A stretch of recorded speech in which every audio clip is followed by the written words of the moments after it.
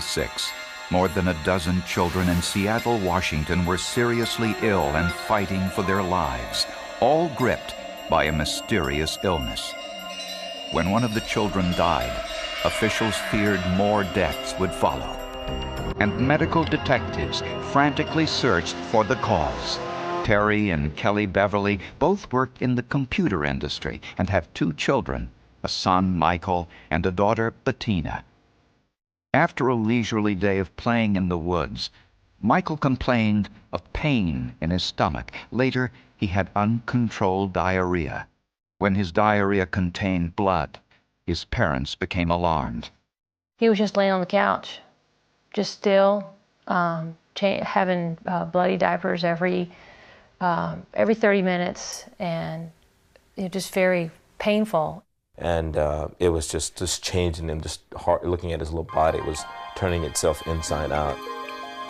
The Beverleys took Michael to a hospital emergency room, where doctors discovered that his blood count had dropped to dangerous levels, his kidneys were failing, and life-threatening clots were forming in his blood.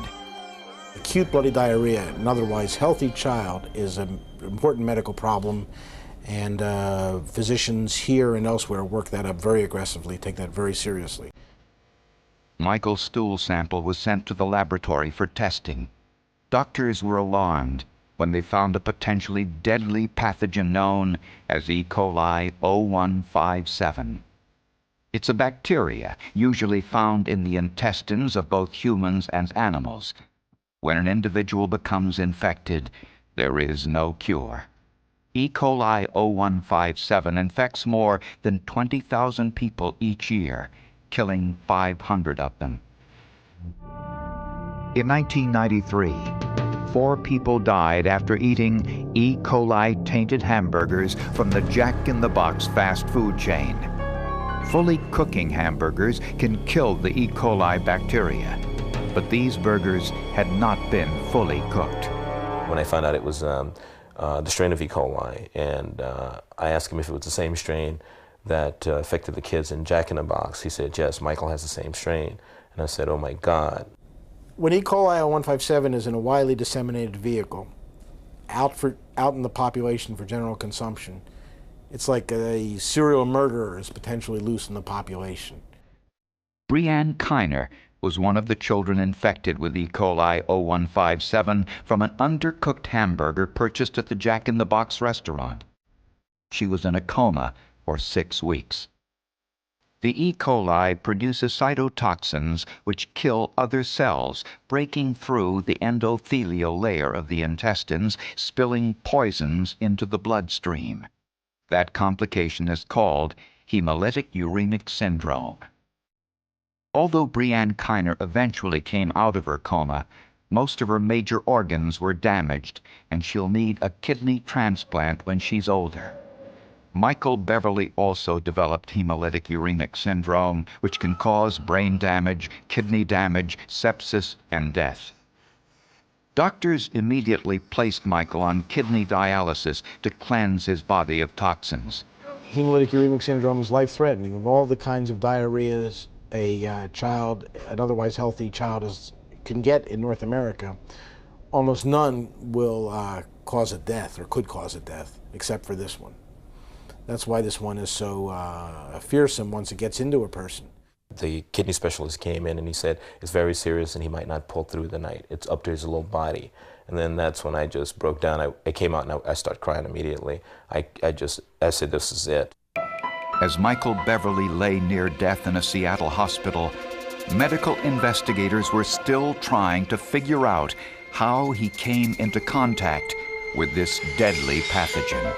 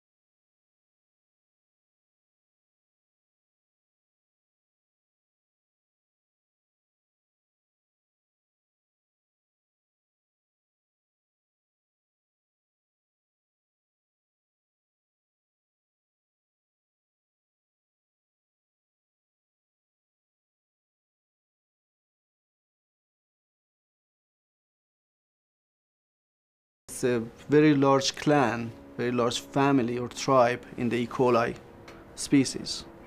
When we do genetic fingerprinting, we can go to the individuals in that family. So instead of saying that someone with the last name of Smith killed someone else, we can say that John Smith with social security number of such and such, living in such and such place, committed the crime. Like human beings, a pathogen like E. coli has its own genetic fingerprint. Using what is called micro-restriction fingerprinting, the E. coli samples were placed in a buffer of restriction enzymes which break the cells open. Then, the DNA strands are cut into smaller pieces, making them easier to analyze. The fragments are placed into a gel with a dye. And after a process called electrophoresis, the genetic profile appears similar to a barcode. The results indicated that all of the E. coli strains were the same. In other words, all of the sick individuals had been infected from the same source. We had 9 patients that had E. coli 0157s in them with the same genetic fingerprint. Definitely that shows that you have a growing outbreak. E. coli 0157 has a long incubation period, 5 to 7 days, far longer than most foodborne illnesses. Dr. Russ Alexander's job was to figure out what was causing the outbreak. The standard method is to employ what's called a case control study. Investigators questioned all of the patients' families to find out what the victims had consumed 5 to 7 days before first developing symptoms. They also compared those answers to what others in the same family consumed who were not infected. Our early thinking was that this was probably a meat source because that's what mostly is what it is. So we are looking for everything they've eaten and what kind of restaurants they've been to, what kind of fast food restaurants in particular. But the initial interviews did not reveal any one food item that all had consumed. There was something in common with these individuals that made these individuals ill. On the other hand,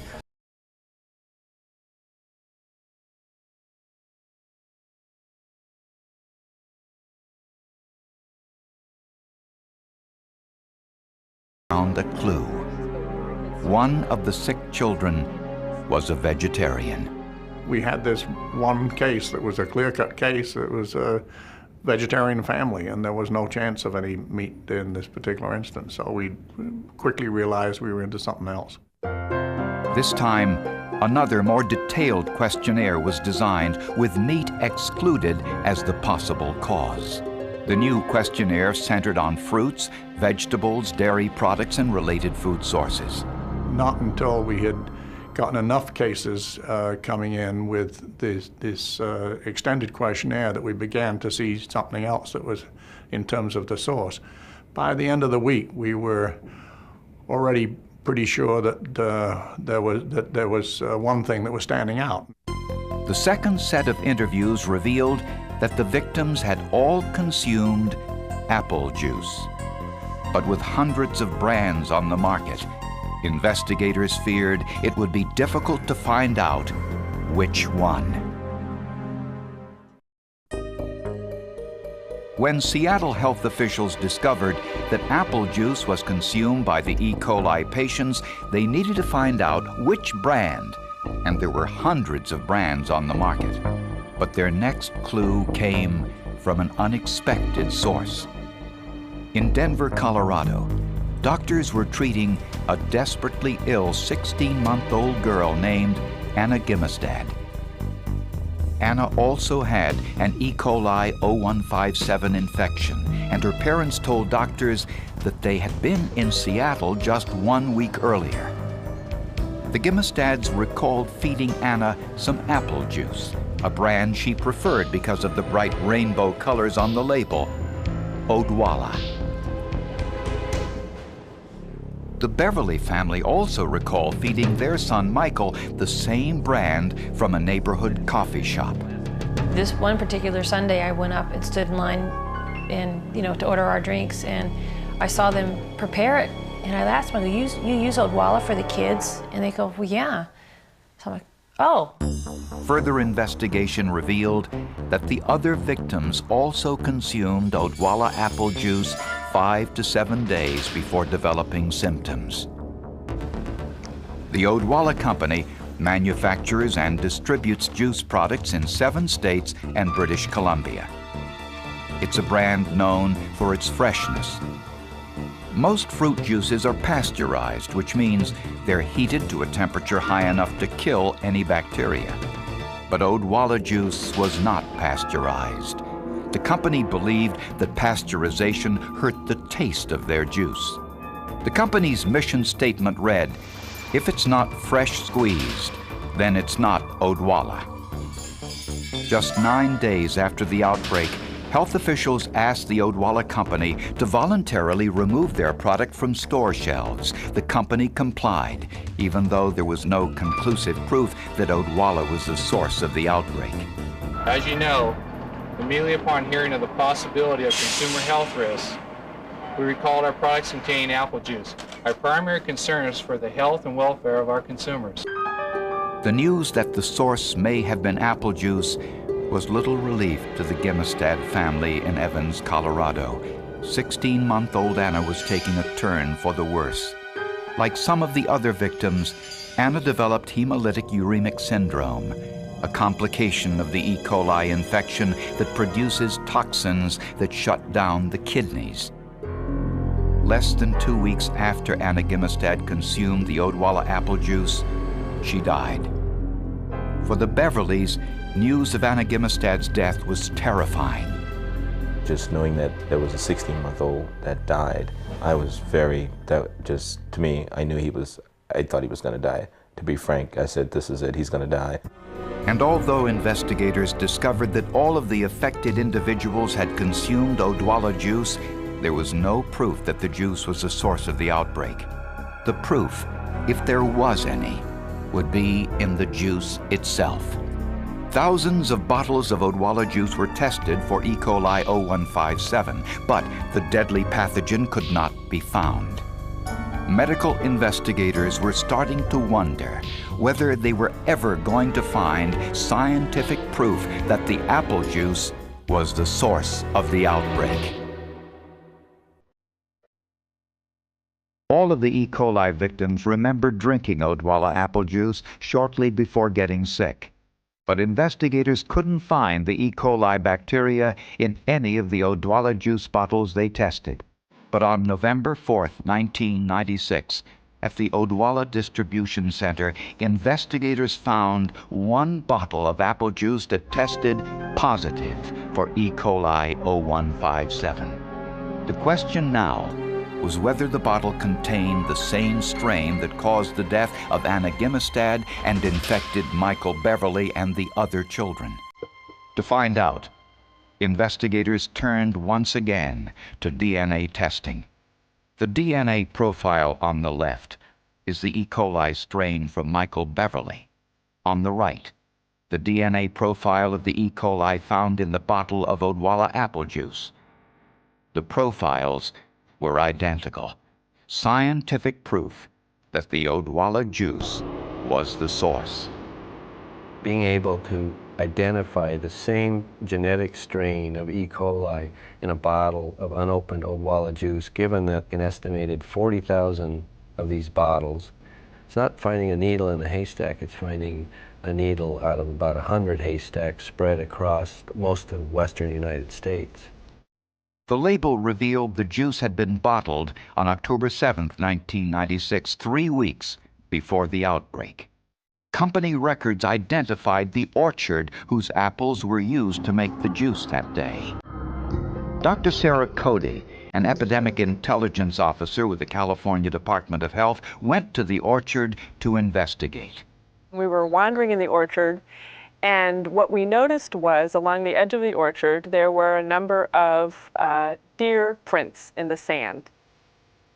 And near the deer prints were deer droppings, a potential source of E. coli 0157. Dr. Cody wondered whether some of the apples had fallen to the ground, had come into contact with the deer droppings, and then were picked up and sent to the juice processing plant. Dr. Cody collected samples which were sent to the lab for testing.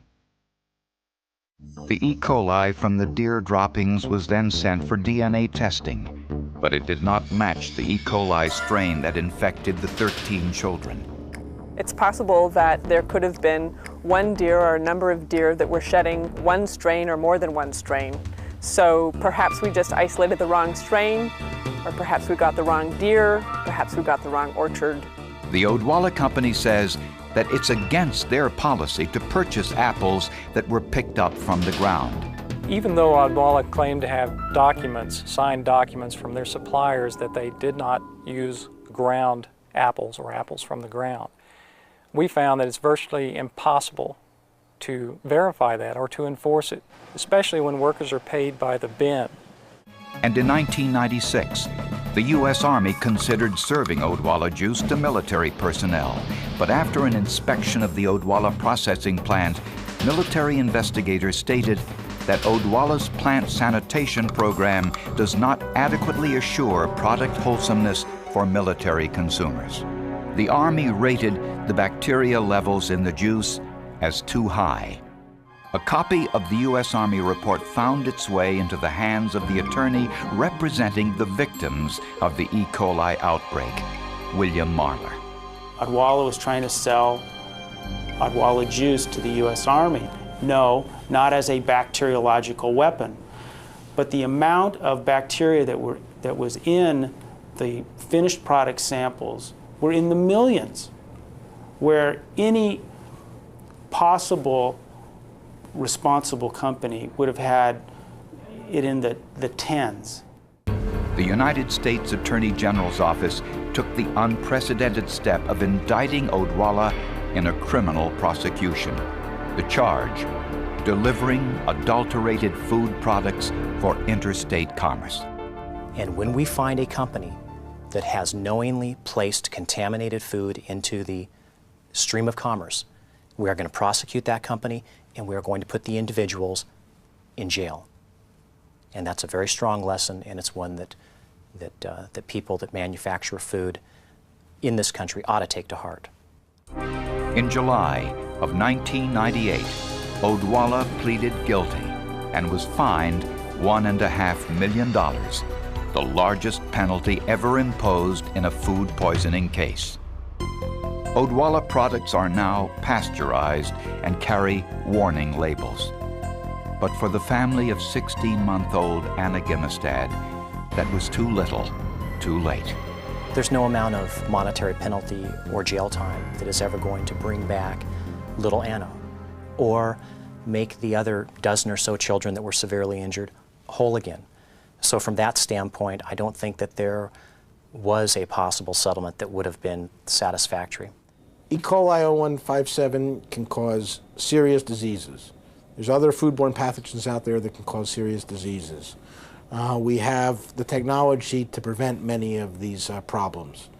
The consumption of unpasteurized apple juice in the 1996 outbreak was a dramatic example of how a safe, effective technology was not employed to the detriment of children in the Northwest.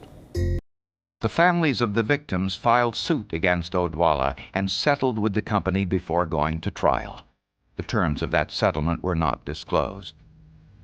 Michael Beverly now appears to be in good health, but he and the other children still face the possibility of future medical complications from their E. coli 0157 infection. What was it that almost killed Michael? It was E. coli. It was the effects of the E. coli toxin in his body, eating up his system. That's what almost killed him. Unfortunately, I see it a little different. I see it as what almost killed him was a company's negligence and irresponsibility, and this shouldn't have happened. The smoking gun in this case was the science. It was what the forensics gave us. Odwalla had no wiggle room. It was conclusive. It was a matter of scientific principle that Odwalla's product had E. coli 0157H7 in it, and that was the same exact bacteria which was in the victims. On September 17, 1966, Diane Keidel met a boyfriend for a drink at a local night spot. After leaving the bar, she disappeared. Officials weren't sure whether she ran away from the responsibilities facing a single mother with 4 young children, or perhaps had been the victim of foul play. That question was answered 27 years later, when her daughter came forward with a fantastic tale of something she saw when she was 5 years old. In 1956, 21-year-old Diane Kidder went to work in her father's grocery store in Peoria, Illinois. She needed the money since she was recently divorced and was raising her 2-year-old daughter, Susie.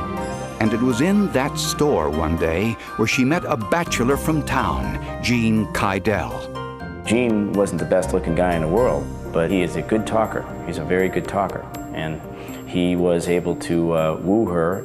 The couple dated for a year, fell in love, and eventually married. They moved to Phoenix, Arizona, where Gene found work in the growing construction industry.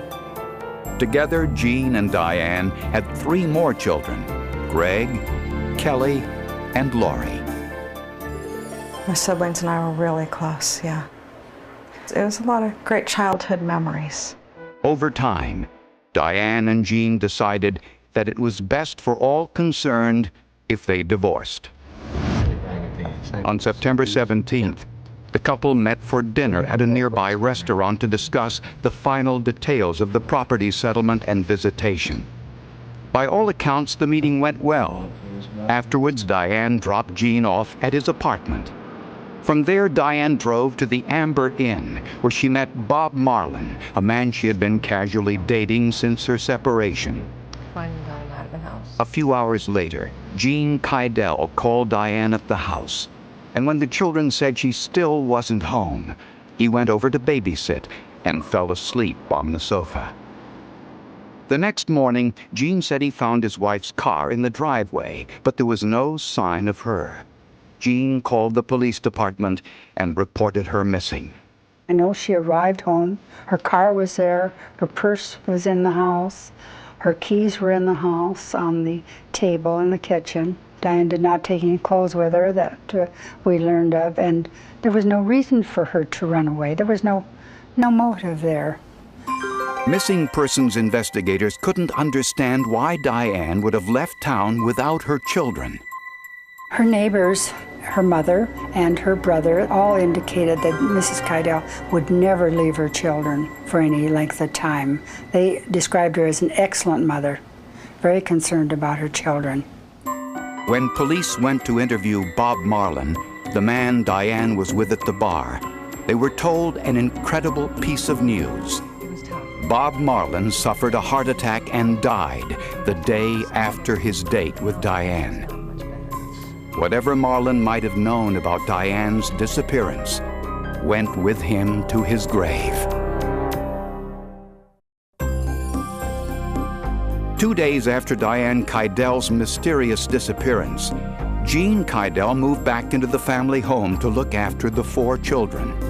My father's explanation to not only his children, but to neighbors and anybody that would inquire about my mother's sudden disappearance was that my mother had run off with a boyfriend. Gene provided police with a list of men he said Diane had been dating since the separation, but they all were dead ends.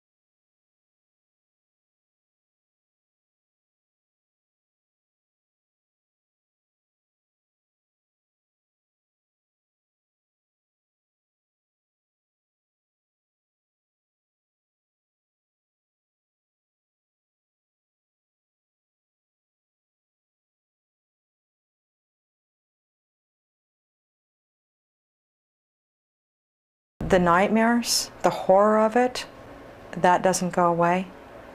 I just try to overcome that with knowing that I was loved, that I was valuable enough to die for. What can you say? I mean, when you see that, it takes your breath away. I mean, you realize that that person made the ultimate sacrifice. 8-year-old Kelly also died in the fire. 9-year-old Greg survived. Gene Kydell arrived at the scene just as firemen were pulling the children from the blaze. Investigators found a melted pot on the stovetop burner. The knob was in the on position. As a result, the fire was ruled accidental. After spending 4 months in a hospital burn unit, Lori went back to live in the family home her father had rebuilt after the fire. But 1 year later, there was an incident that helped Lori realize the terrible truth of what happened to her mother. It happened when Lori and her father went to a friend's funeral. His name was Michael, a boy from the neighborhood who was killed in the Vietnam War. Daddy, when is he going to wake up? He's not. He's dead. They're going to bury him today. Wake him up! Wake him up! And I began to cry, and I threw a very large distraction, a very large fit, trying to make people understand that we needed to wake Michael up, that I wasn't going to permit them to bury Michael in the ground. I was the only living person that now knew the secret of my mother. But it took another 27 years for Lori to reveal the deep, dark family secret she had been harboring.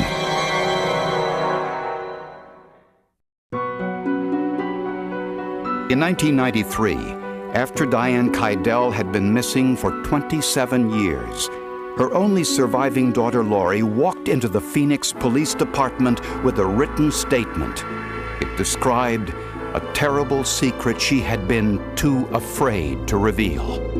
To whom it may concern, I need to convey to authorities what I witnessed as a child. First, I must greatly impress the fear I have of my father's violent retaliation. I was often told when I was a child by my father, I brought you into this world, I can take you out. The letter went on to say that as a 5-year-old child, Lori saw her father beat her mother to death and then bury her in the backyard. At first, Lori thought her mother was sleeping, as hibernating animals do. She said she once asked her father if she could dig a hole in the backyard to feed her mother. As a 5-year-old, I thought my mother was sleeping. I thought that my father made my mother go to sleep. And I thought he buried my sleeping mother in the hole in the backyard. I wasn't confused on where she was. I wasn't confused on who did it.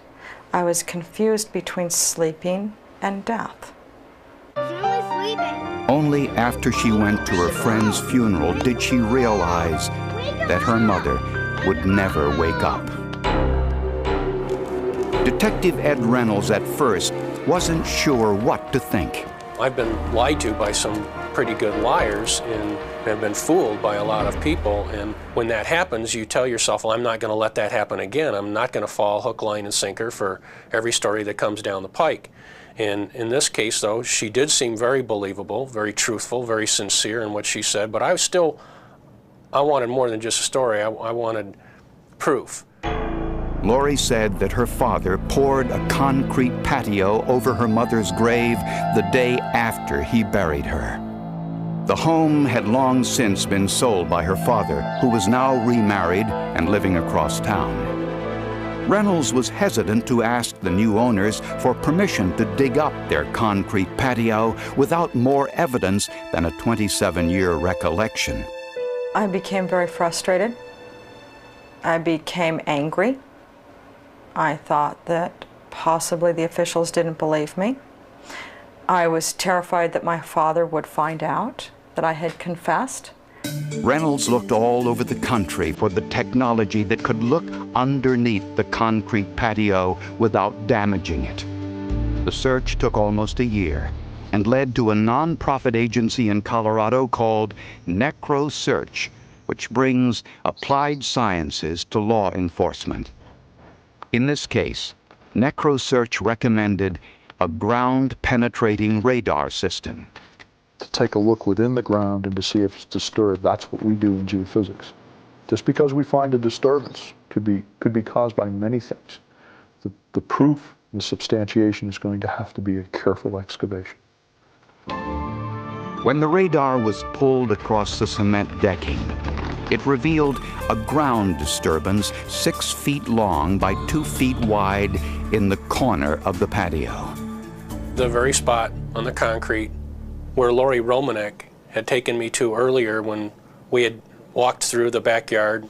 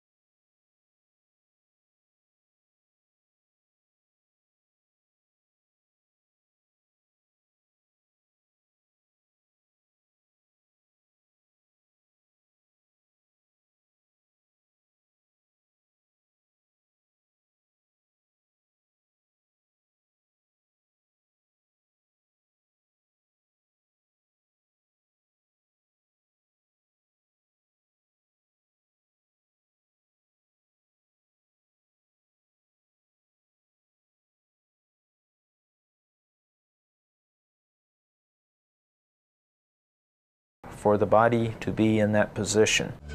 Forensic anthropologist Dr. Laura Fulginetti analyzed the skeletal remains and determined it was a Caucasian woman between 5'4" and 5'5" in height.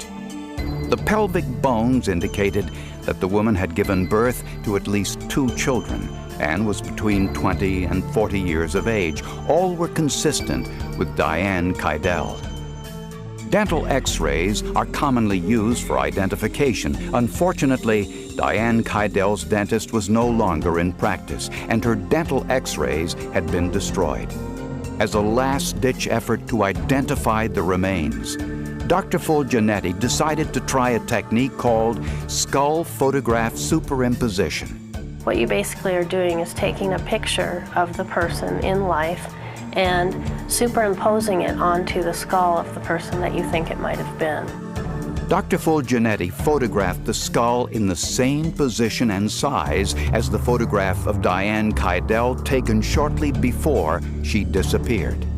A canine tooth that was slightly ajar, it just stuck out slightly from her mouth, and we were able to line that tooth up with the tooth in the photograph. I have no questions. I'm sure that it's her.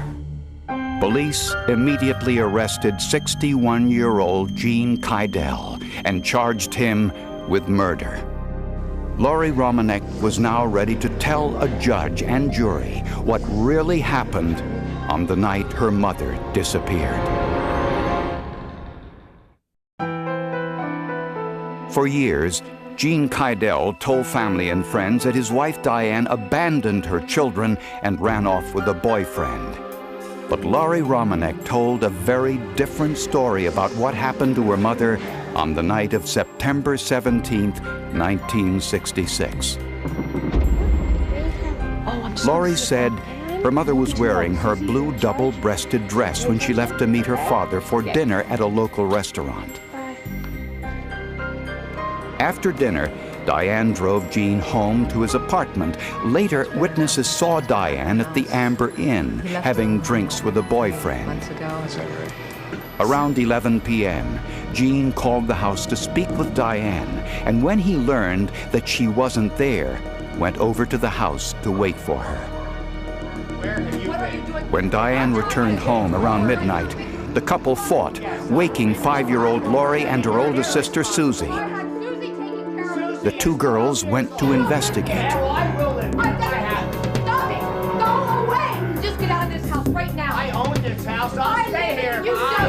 When she saw her children, she took her defense down, and it was at that point that my father delivered her.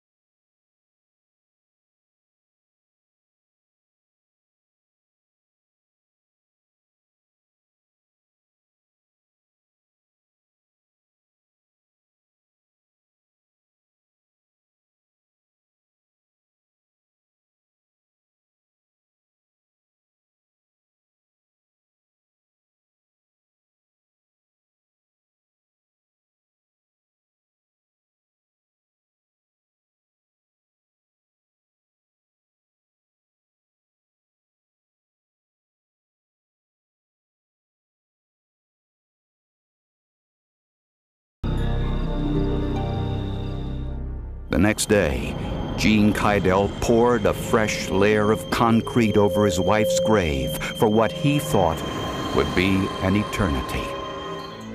Laurie describes her father as an alcoholic, cruel, and violent. We're talking about the fact that my father would beat my mother violently. My father would attempt to beat his children, my siblings and I. And when my mother was alive, she would intervene, and she would not permit my father to beat his children. She was very strong on that issue. Laurie also says that her father threatened to kill her if she ever revealed details of her mother's death. This was something that Laurie says that she never forgot.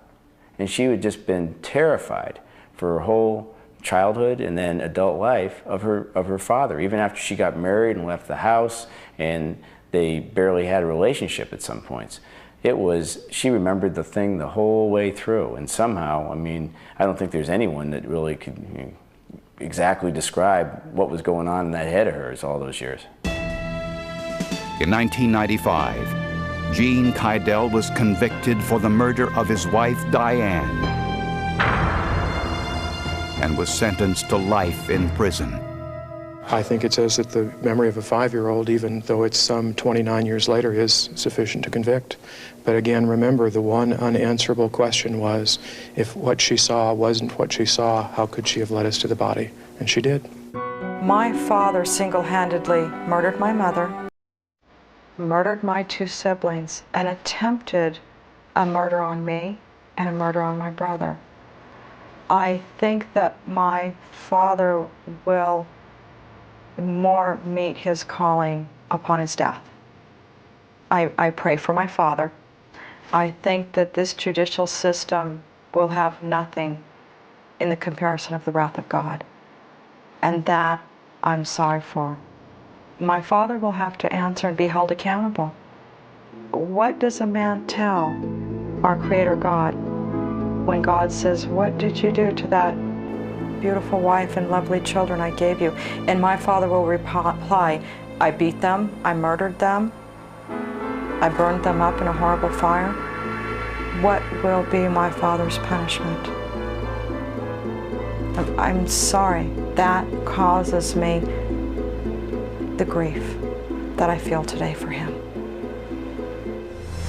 The desert never forgets.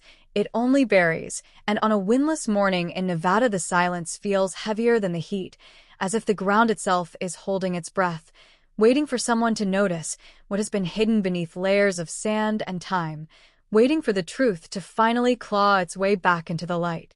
In 1995, before smartphones, before DNA kits mailed in cardboard boxes, before the word cold case became a headline cliché, a single scream was swallowed by the open sky, and when it faded, nothing rushed in to replace it.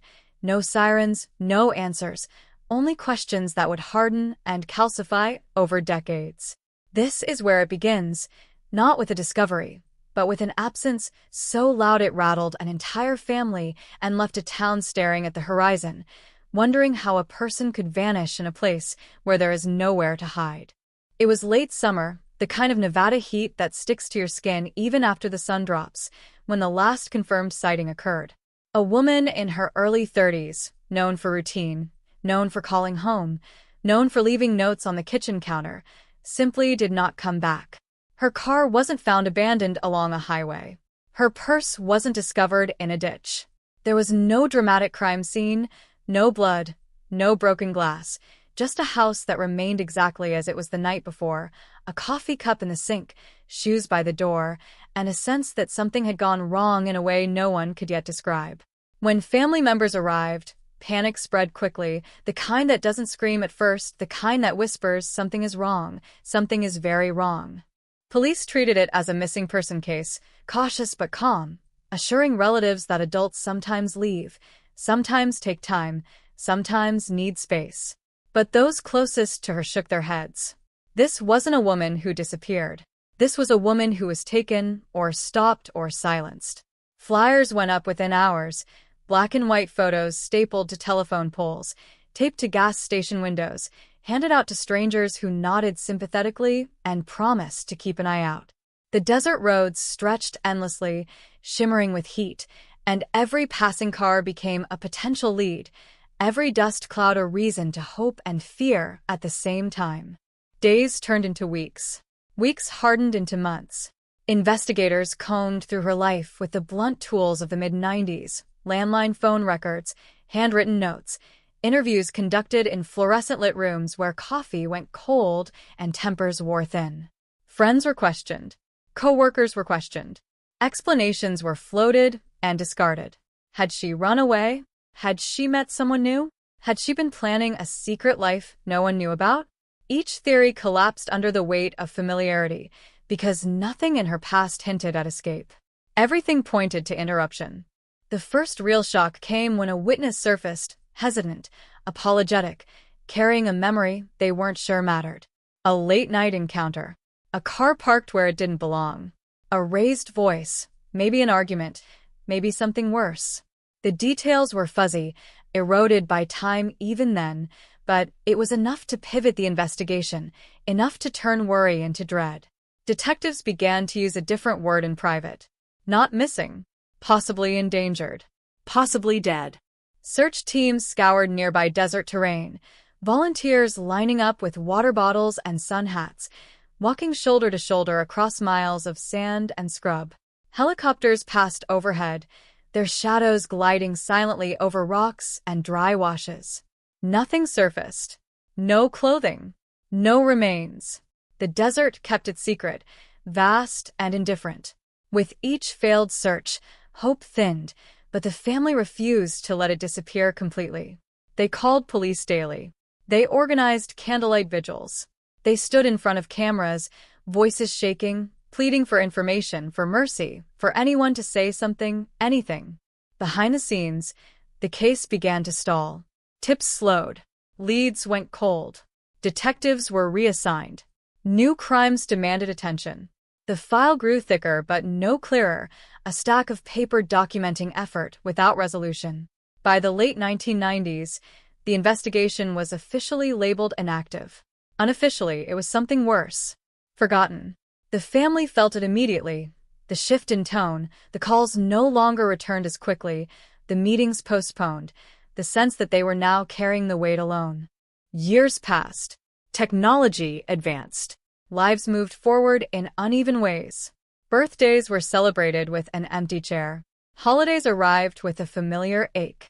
The family aged, but the questions remained frozen in 1995, preserved like an insect in amber. Every few years, they would push again, asking police to reopen the case, to look with fresh eyes, to test evidence that had never been tested, to reconsider assumptions made when answers seemed just out of reach. Sometimes they were met with sympathy, sometimes with silence. Then, quietly, something changed. It began not with a phone call, but with a box. A cardboard box pulled from an evidence room shelf, dust wiped away by hands that had not been there the first time. Inside were items cataloged decades earlier, labeled, sealed, and ultimately ignored. Clothing fibers. A fragment of material found near where she was last seen. At the time, it meant nothing. In the present, it meant possibility. Advances in forensic science had transformed the way cold cases were approached, turning forgotten scraps into potential confessions. A detective, newer to the department, assigned to review unsolved cases, opened the file and felt the weight of it immediately. The notes were thorough but dated. The conclusions cautious but incomplete. And there, buried in the paperwork, was the box, waiting. Tests were ordered. Protocols followed. The process was slow, meticulous, the kind of work that doesn't announce itself, that happens behind closed lab doors where machines hum and data accumulates line by line. When the results came back, they didn't scream. They whispered. A partial match. Not enough to name someone outright, but enough to point, enough to narrow a field that had once been endless. The detective followed the trail backward, through records and addresses, through people who had once been peripheral, now suddenly central. One name surfaced repeatedly, a man known to her. Not a stranger, not a shadowy figure from the dark, but someone who had stood close enough to blend in. The family was called in. The room was small. The air was heavy. They listened as carefully worded phrases fell into place, phrases like renewed investigation, forensic advancements, potential suspect. They didn't celebrate. They didn't cry. They waited. Decades had taught them caution. Hope was dangerous. As investigators dug deeper, the past began to rearrange itself. Old interviews were re-examined. Inconsistencies emerged, small at first, then glaring. Timelines that didn't align. Statements that shifted when compared side by side. What once seemed like coincidence now felt deliberate. What once felt tragic now felt criminal. Outside, the desert remained unchanged, sun-baked and silent, but beneath its surface, something was stirring. The truth, long suppressed, was pressing upward, fueled by science, persistence, and a family that never stopped looking. The case that had once faded into obscurity was moving again, its gears grinding loudly after years of stillness, and for the first time since 1995, the question was no longer what happened, but how close they were to finally proving it. The moment the investigation restarted, the past seemed to tense, like a muscle that had been dormant too long, suddenly forced to move again. Files were pulled, not gently, but with purpose. Pages that had yellowed with age were laid out under bright lights, their margins filled with handwriting from detectives who had long since retired or passed on. Every assumption made in 1995 was placed back on the table, stripped of authority, questioned without mercy. This was not about respect for history. This was about truth, and truth did not care how much time had passed. The name that kept resurfacing did not arrive with drama. It crept in through repetition. A witness statement here, a casual mention there, a person present in the background of multiple moments, never quite central enough to stand out, never suspicious enough to demand attention. In the original investigation, he had been interviewed once briefly and dismissed as cooperative, helpful even. He had an alibi that seemed solid at the time, a story that fit comfortably within the limited scope investigators had been working with. Comfort, it turned out, was the problem. Detectives began reconstructing the final days before the disappearance, hour by hour, movement by movement. They mapped her routines, her calls, her stops. They listened again to old taped interviews, the hiss of cassette recordings filling the room, voices from another era speaking with confidence about events they barely remembered anymore. In those recordings, something subtle began to stand out. Not what was said, but how it was said. Hesitations. Over-explanations. Details volunteered, without prompting. The kind of behavior that doesn't prove guilt on its own, but refuses to be ignored once noticed. The suspect had moved on with his life. He had aged. He had built a narrative around himself that had nothing to do with 1995. A job. Relationships. A reputation that did not include violence. To neighbors, he was unremarkable. To coworkers, reliable. The idea that he could be connected to a decades-old disappearance felt absurd on the surface. That absurdity had protected him for years. Forensic analysts worked quietly, extracting everything they could from the preserved evidence. The fragment that had triggered the reopening was re-examined, compared against databases that did not exist when it was first collected. Technology had changed the rules.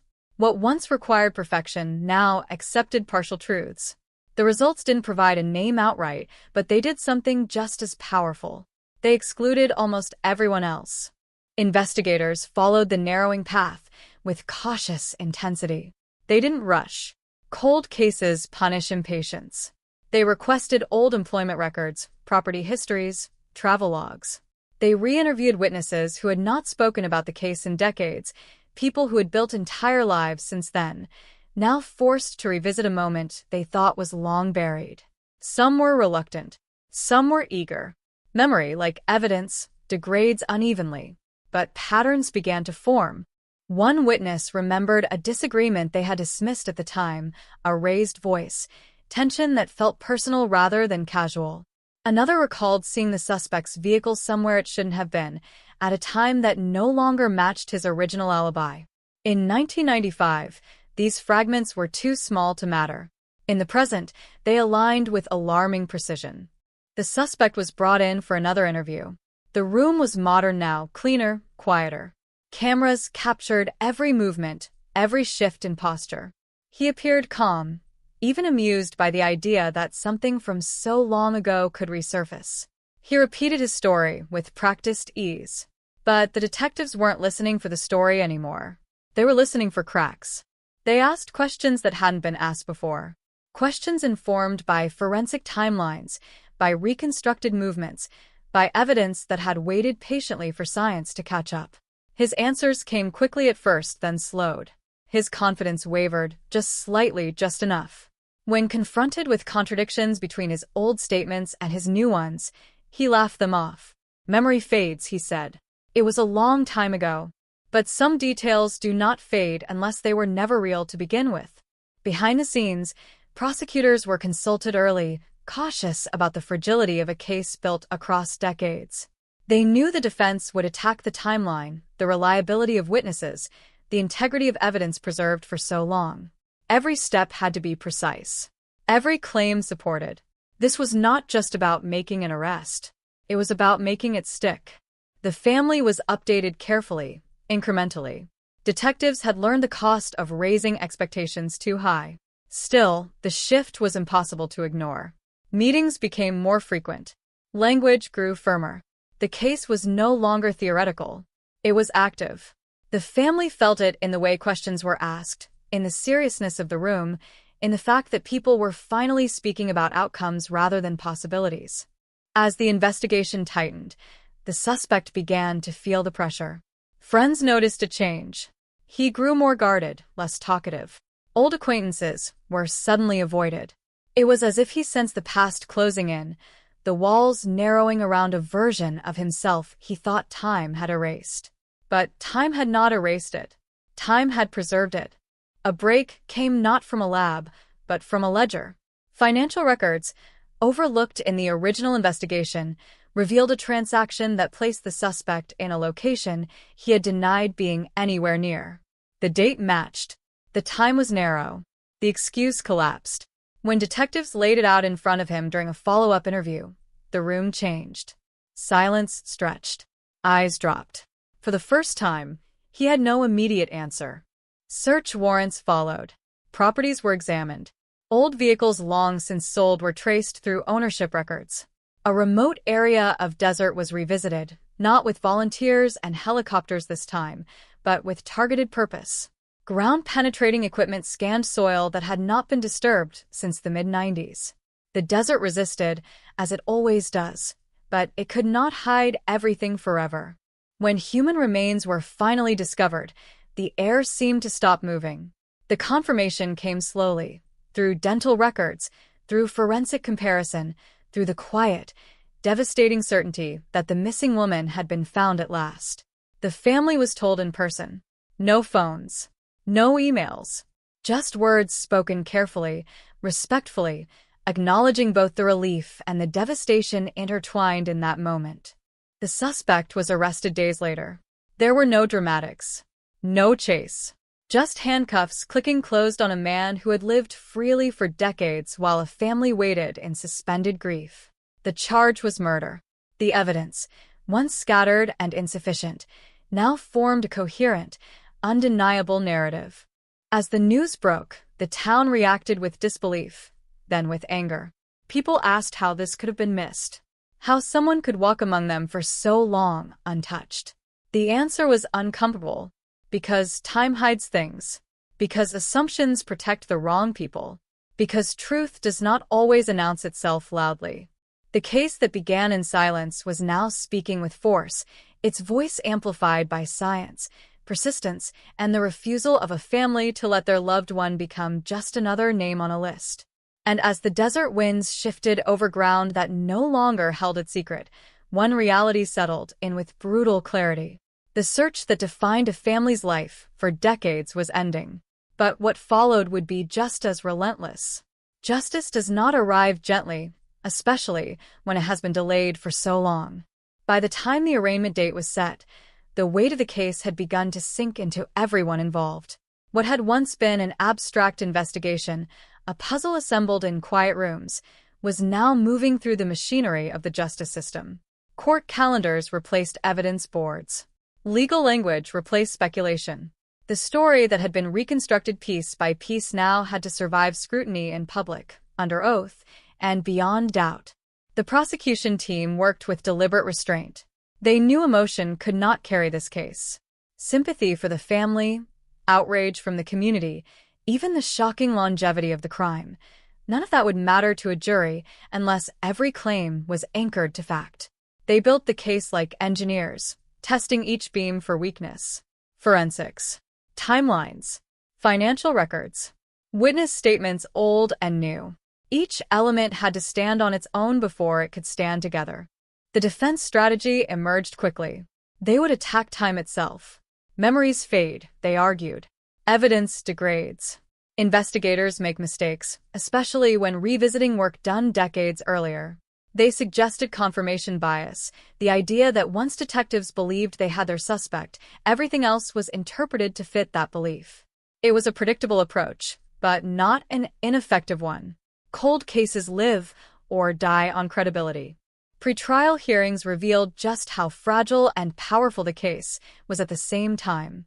Expert witnesses testified about advances in forensic science, explaining to the court how methods unavailable in the 1990s could now extract meaning from what once seemed useless. Defense attorneys challenged chain of custody records, questioning every hand that had touched the evidence over the years. Each objection felt like a tug on an old thread, testing whether the entire fabric would unravel. The family attended every session. They sat quietly, rarely speaking, absorbing details they had waited decades to hear. Some revelations reopened wounds they had learned to live with. Others answered questions that had haunted them since the day she vanished. There was no single emotion that dominated those days, only a constant oscillation between grief, validation, and exhaustion. As the trial approached, the suspect's public image began to fracture. Former coworkers came forward with stories that suddenly felt relevant. Moments of anger once dismissed as stress. Controlling behavior explained away as personality quirks. None of it proved guilt, but it complicated the portrait he had carefully maintained. The man who had seemed ordinary now appeared, at the very least, capable of darkness. Jury selection was slow. The case had drawn attention, and many potential jurors had already formed opinions. The court sought people who could separate shock from evidence, who could listen to a story spanning decades without letting the length of time distort its meaning. When the final jury was seated, the room felt charged, as if everyone understood the gravity of what they were about to hear. Opening statements were restrained. The prosecution did not dramatize the crime. They focused on sequence, opportunity, inconsistencies. They walked the jury through the victim's final known movements, the suspect's shifting accounts, and the quiet persistence of evidence that refused to disappear. The defense responded by emphasizing doubt, urging jurors to question whether certainty was even possible after so long. Witnesses took the stand one by one. Some spoke with clarity, others with visible strain. A former friend struggled to remember dates, but recalled emotions vividly. A forensic analyst explained probabilities in careful, neutral language, aware that a single misunderstood statistic could sway perception. An investigator described the moment the case finally made sense, not as a revelation, but as a gradual narrowing, like a lens coming into focus. The suspect listened without expression. Occasionally, he took notes. Occasionally, he leaned toward his attorney to whisper. From the gallery, it was impossible to tell whether he felt fear, regret, or nothing at all. What was clear was that the version of himself he had lived as for decades no longer existed. He was now permanently tethered to the night everyone else had tried to forget. As testimony continued, the jury began to see what time had hidden, but also preserved. Not a perfect narrative, not a cinematic confession, but something far more unsettling, a slow accumulation of truth. The kind that doesn't rely on a single dramatic moment, but on the realization that every alternative explanation eventually collapses under its own weight. Outside the courthouse, reporters gathered daily, summarizing developments in headlines that could never fully capture the complexity inside. To the public, it was a shocking resolution to a forgotten case. To the family, it was the first time in decades that the future felt defined by something other than waiting. And as the trial moved forward, one question hovered over everything, unspoken but unavoidable. After all this time, after all the silence and missed chances, would accountability finally arrive, or would the past claim one more victory before the truth could fully emerge? The courtroom settled into a rhythm that felt both relentless and fragile, as if every word spoken carried the power to tip the scales or shatter years of work. Days blurred together under fluorescent lights, each session adding another layer to a story that had been buried too long to surface cleanly. The prosecution leaned into precision, aware that drama would only weaken their case. They let the facts breathe, even when they were uncomfortable, even when they were incomplete, trusting that the accumulation would speak louder than any single revelation. A turning point came when the prosecution introduced the timeline reconstruction. It wasn't flashy. It was methodical. Charts, maps, distances measured down to the minute.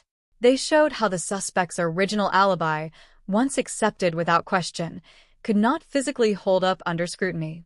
Where he claimed to be, and where financial records placed him, did not align. Where witnesses remembered seeing his vehicle, and where he insisted he had not gone, began to overlap in ways that could no longer be explained away as coincidence.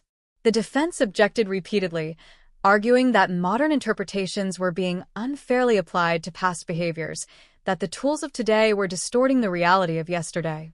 The judge listened carefully, overruled some objections, sustained others. The jury watched closely, learning as much from what was challenged as from what was allowed. This was no longer about what could be proven beyond imagination. It was about what could be proven beyond reasonable doubt. When the forensic evidence was presented, the room grew noticeably still. The expert explained how the fragment recovered decades earlier had been preserved, how it had resisted degradation, how new techniques allowed analysts to extract a profile that, while partial, was statistically rare enough to matter. The numbers were careful, precise, stripped of exaggeration. The defense tried to muddy the waters with hypotheticals, but the expert remained steady, repeating the same core truth. The evidence did not identify the suspect alone. It identified him when combined with everything else. The emotional weight intensified when the remains were discussed. Photographs were shown briefly, respectfully. The medical examiner spoke in a controlled, almost clinical tone, describing cause of death without sensationalism. For the family, this was the hardest moment. Confirmation came with details they had never asked for, but now could not avoid. Some left the room. Others stayed, gripping hands, forcing themselves to listen. This was the cost of answers. As the trial entered its later stages, character witnesses took the stand for both sides. Friends of the victim painted a picture of stability, of a woman rooted in her life, unlikely to vanish voluntarily. Defense witnesses described the suspect as dependable, calm, incapable of violence. The contrast was stark. The jury was left to decide which version carried more weight, the one shaped by love and loss, or the one built on surface impressions. Closing arguments approached, and the tension sharpened. The prosecution did not ask for sympathy. They asked for logic. They reminded the jury that time had delayed justice, not erased it. That evidence does not lose its truth because it waits. That the absence of witnesses does not equal the absence of crime. The defense countered with caution, warning against convicting a man based on a story assembled years after the fact, urging jurors to protect the principle of doubt at all costs. When deliberations began, the courtroom emptied slowly, leaving behind an echo that felt heavier than any spoken word. The family waited in a small room, surrounded by silence and old photographs, bracing themselves for either outcome. They had learned not to predict, not to assume. Hope had betrayed them too many times before. Hours passed, then more. Jurors asked questions, requested transcripts, returned to review exhibits. Each request sent a ripple through the waiting room, a signal that the decision was being taken seriously, weighed carefully. No one slept. No one spoke much. The world outside continued, oblivious. When the jury finally returned, the air felt tight, compressed, as if the room itself was holding its breath. Everyone stood. The foreperson's voice was steady, almost unnervingly so. The verdict was read aloud, each word landing with irreversible force. Guilty. There was no outburst, no dramatic collapse, just a collective exhale that seemed to come from somewhere deep and long suppressed. The family wept quietly. Some closed their eyes. Others stared straight ahead, absorbing the reality they had chased for decades. The suspect showed little reaction, his face fixed, his future suddenly narrow and defined. As the judge thanked the jury and scheduled sentencing, it became clear that this moment, while monumental, was not an ending. It was a transition, from waiting to reckoning, from searching to understanding. The truth had finally been spoken in a place where it could not be ignored. Outside the courthouse, the desert sun burned just as it always had, indifferent to human timelines. But for one family, one community, and one long-buried story, something fundamental had shifted. The silence that once surrounded the case was gone, replaced by a truth that had endured long enough to finally be heard. Sentencing did not arrive with thunder. It came quietly, almost clinically, weeks later, as if the system itself understood that spectacle would cheapen what had taken 30 years to uncover. The courtroom felt smaller this time, tighter, packed with a different kind of tension. Not the question of guilt, but the weight of consequence. The judge reviewed the record slowly, page by page, acknowledging the length of time between the crime and the conviction, acknowledging the failures, the missed turns, the years when the case sat dormant while lives continued in the shadow of unanswered questions. Every sentence felt deliberate, measured, heavy. The family sat together again, older now, faces marked by time, but united by something they had not felt in decades: finality. Not peace. Not relief. Finality. The judge spoke of responsibility, of the gravity of taking a life and hiding the truth beneath ordinary days. When the sentence was delivered, it was firm, unambiguous, irreversible. The words echoed longer than they should have, lingering in the air like dust caught in sunlight. Outside, microphones waited. Cameras clicked. Reporters framed the story in neat lines, compressing decades into headlines and sound bites. A cold case solved. A family search ends. Justice delayed but delivered. The phrases were familiar, comforting in their simplicity, but they failed to capture the deeper reality. Because justice, once delayed this long, never arrives whole. It comes fractured, uneven, carrying answers that bruise as much as they heal. In the days that followed, the case rippled outward. Former investigators revisited old notebooks.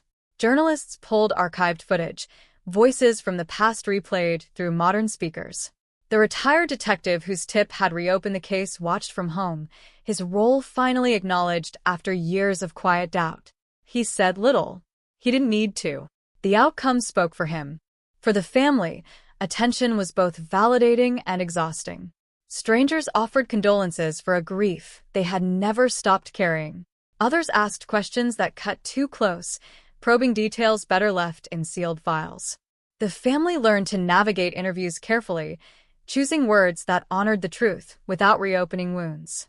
They spoke not of closure, but of resolution, of finally knowing where the story ended, even if the ending itself was painful.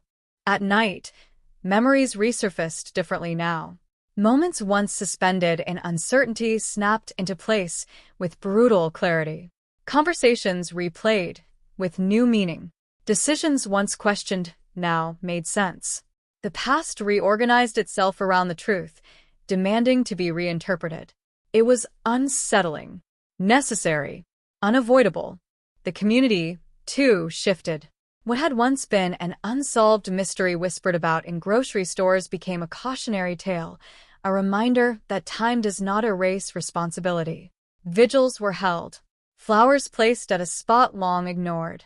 People who had lived side by side with unanswered questions began to speak openly, sharing recollections they had dismissed or forgotten.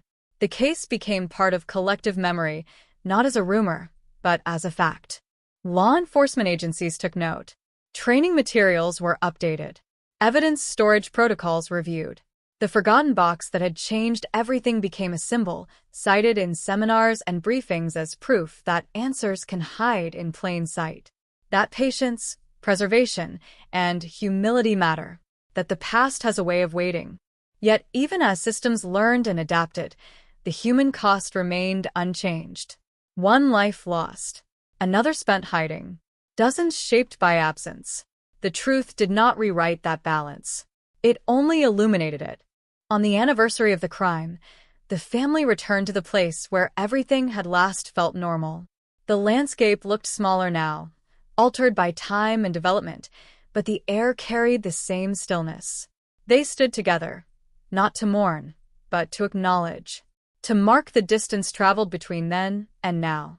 No speeches, no cameras, just silence, and the understanding that the search, which had defined so much of their lives, was finally over. As the sun dipped low, casting long shadows across the ground, the weight lifted slightly. Not because the past was forgiven, but because it was no longer unknown. The truth, once buried and forgotten, had done its work. It had surfaced. It had spoken. And in doing so, it had ended a decades-long pursuit that had demanded everything and given back only answers. Some stories fade with time. Others wait. This one waited 27 years, patient and unforgiving, until the moment someone looked again, asked one more question, opened one more box. And when it finally emerged, it did not roar. It whispered, but the echo of that whisper changed everything. The truth did not arrive all at once. It came in fragments, like photographs shaken loose from an old envelope, each one landing with its own weight, each one forcing the past to rearrange itself yet again. After sentencing, after the headlines moved on, after the courthouse doors closed, the case continued to breathe quietly in the lives it had touched. Resolution, it turned out, was not a single moment, but a long, uneven process of learning how to live with answers that had once seemed impossible. For the family, mornings felt different. There was no longer the reflex to scan the phone for updates, no background hum of anticipation or dread. The search that had defined decades of their lives was over, and its absence was disorienting. They had spent years moving forward while looking backward, every holiday marked by an empty chair, every milestone shadowed by a question. Now the question was gone, replaced by a certainty that settled heavily into everyday routines.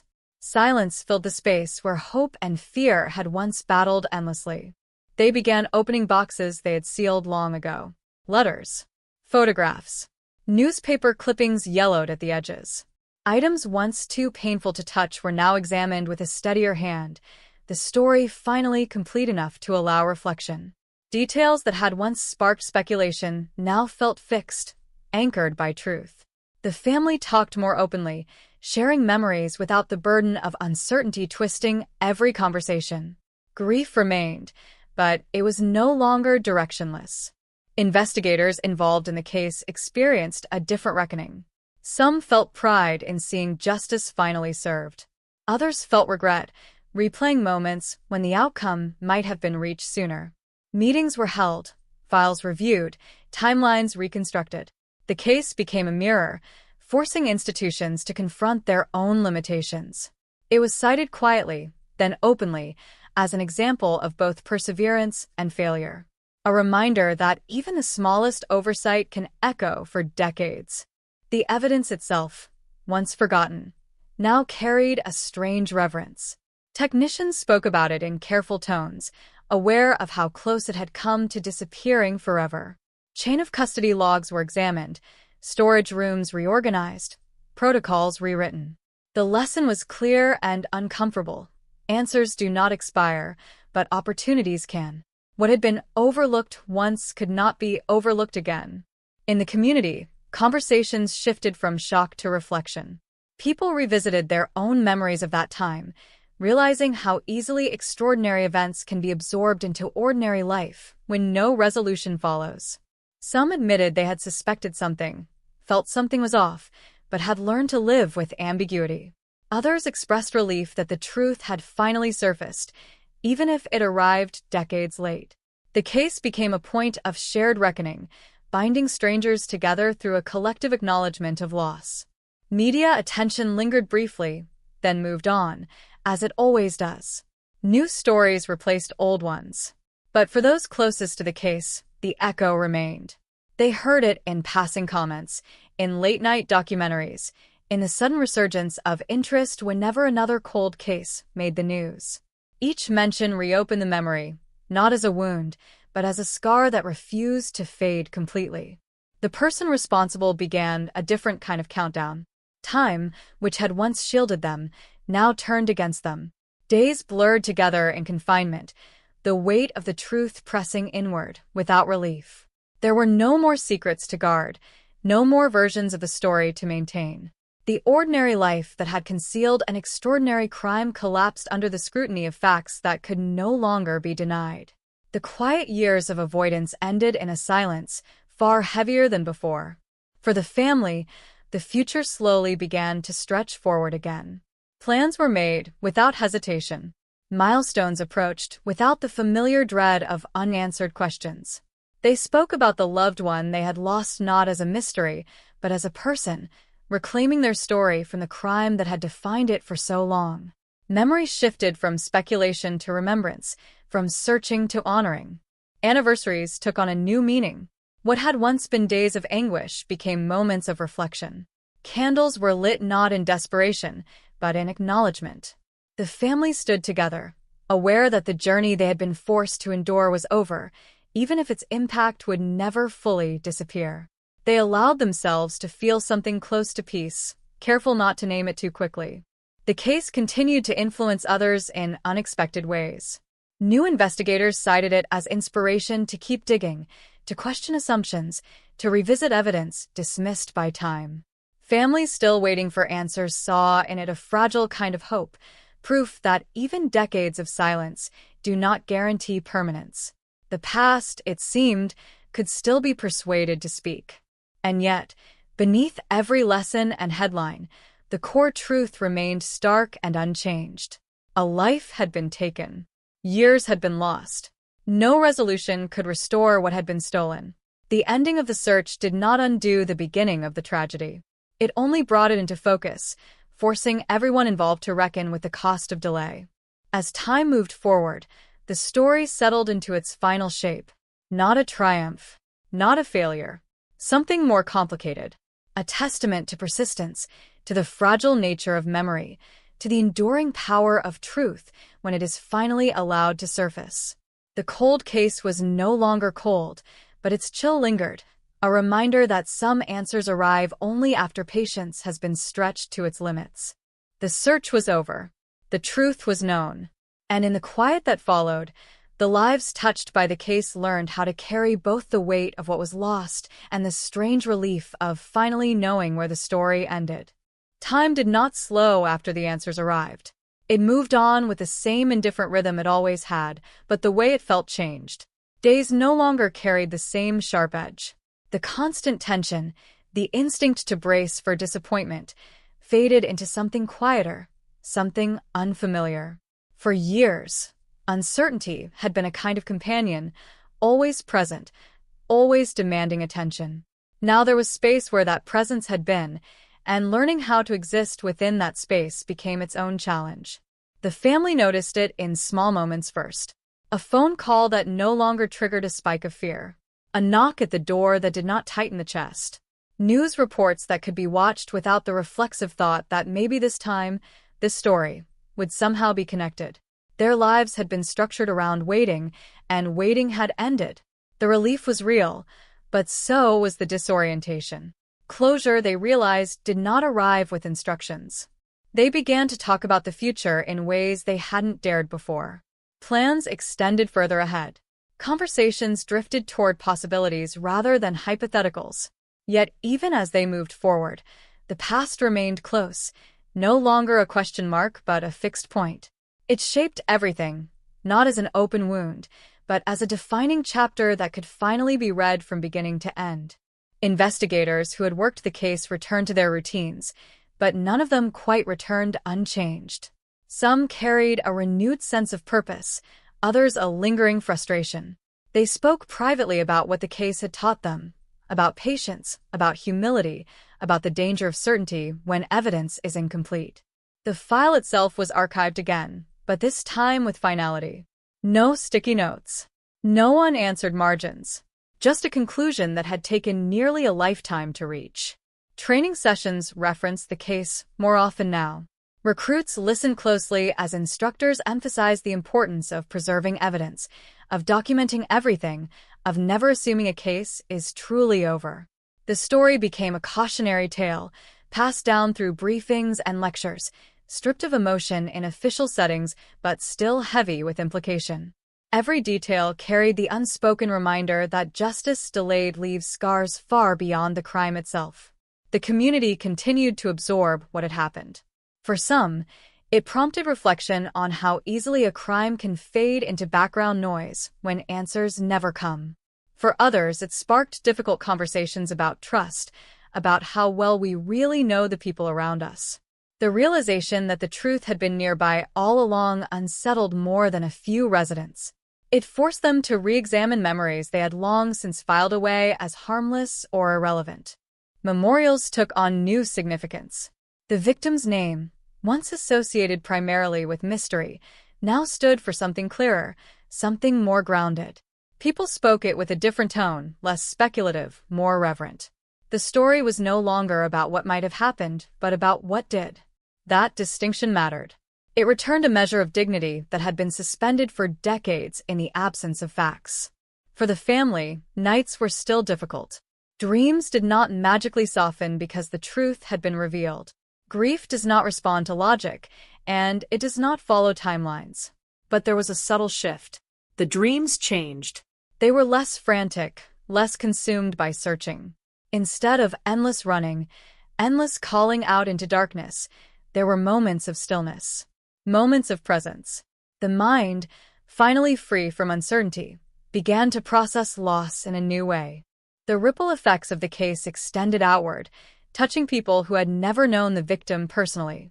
Other families with unanswered questions reached out, seeking advice, seeking hope. Some wanted to know how to keep going when years pass with no progress. Others wanted to know how to prepare themselves for the possibility that answers, if they come, may not bring the peace they expect. The family answered when they could, careful not to offer false comfort. They spoke honestly about endurance, about exhaustion, about the strange coexistence of relief and sorrow. Meanwhile, the evidence that had unlocked the truth remained a quiet symbol of both failure and redemption. Stored now with meticulous care, it represented the thin line between forgotten and found. Technicians who handled it understood its significance intimately. They treated it not just as an object, but as a reminder that every item on a shelf carries a story that may one day matter more than anyone expects. The person responsible faded from public attention, becoming just another name in a system built to contain consequences. There were no dramatic confessions, no cinematic breakdowns. Accountability arrived in paperwork, in procedures, in the slow grind of a justice system catching up to a crime long past. The drama existed mostly in hindsight, in the recognition of how long it had taken to reach this point. As months passed, the case stopped being discussed daily. It became part of the past rather than an active presence in the present. And yet, it never truly disappeared. It lived on in changed behaviors, in policies rewritten, in families who refused to give up because they had seen proof that persistence could still matter. The story had ended, but its echo continued, low and steady, a reminder that truth has a way of resurfacing, no matter how deeply it is buried, and that when it does, it changes everything it touches, even long after the search itself is finally over. The desert has a way of holding on to secrets. Heat bakes them into the ground. Wind smooths over disturbances. Time stretches so wide that even violence begins to feel small against it. But some nights, when the air cools and the silence sharpens, the land seems to remember. It remembers footsteps where there should have been none. It remembers a vehicle idling too long on a forgotten road. It remembers fear.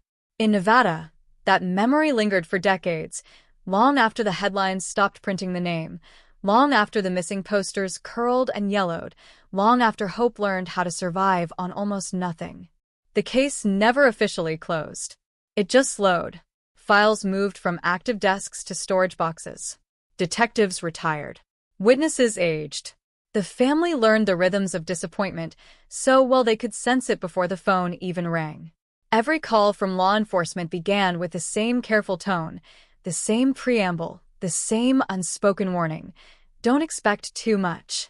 And still, every time, the heart lifted. Every time it fell again. There were years when nothing happened at all. No tips. No rumors. No sightings.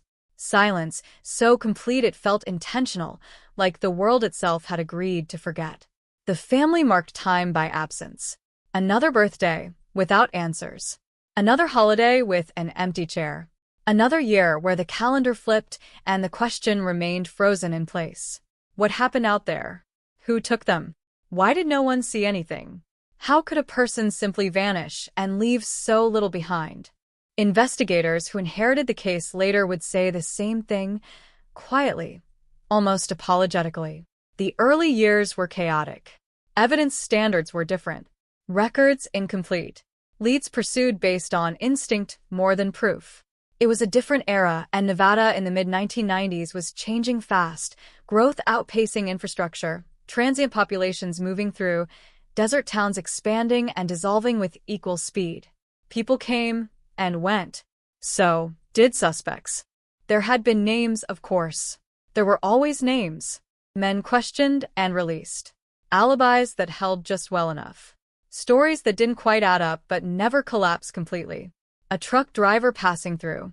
A local with a temper and a record. A former acquaintance who knew too much. Each one drew attention for a while, then faded back into the blur. None of them stuck. None of them carried the weight of certainty. The family learned to live with theories. They heard them whispered at grocery stores, mentioned at gas stations, posted anonymously on early internet forums. Everyone had an idea. Everyone thought they knew. And almost all of them were wrong. Speculation became another kind of cruelty, reopening wounds without offering anything solid in return. Eventually, the family stopped listening. Protecting what little peace they had left became a priority. Still, they never stopped searching. Not really. It became quieter, more internal. A box of documents kept under a bed. Newspaper clippings saved even when the ink faded. Notes scribbled in the margins of reports. A mental timeline replayed endlessly, always returning to the same gaps, the same unanswered minutes, the same stretch of road where everything changed. Then, slowly, the world shifted. Technology advanced in ways no one in 1995 could have imagined. Databases expanded. DNA analysis evolved from a novelty into a cornerstone of modern investigation. Cold case units gained funding, driven by a growing belief that time did not have to be the enemy. Old evidence was no longer just old. It was dormant, waiting. The Nevada case resurfaced during one of those quiet reviews, when an investigator, new enough to the department to lack emotional baggage, opened a box that hadn't been touched in years. Inside were items logged hastily decades earlier. Clothing fibers, a personal belonging, biological material too limited to test back then, dismissed as insufficient, inconclusive. The kind of thing that gets labeled and shelved, not because it doesn't matter but because there is nothing to do with it. At least, not yet. This time was different. The investigator didn't see dead ends. They saw potential. Protocols had changed. Thresholds were lower. Databases were larger. What once yielded nothing might now speak loudly. It was a gamble, but cold cases are built on gambles. Every reopening is a decision to risk disappointment all over again. The request went through channels slowly. Funding approvals, lab availability, chain of custody reviews. Each step took time, and time had already taken so much. The family was informed cautiously. No promises. No expectations. Just an update. We're looking again. We're testing something that couldn't be tested before. It might not lead anywhere. They had heard that before. But something in the phrasing felt different.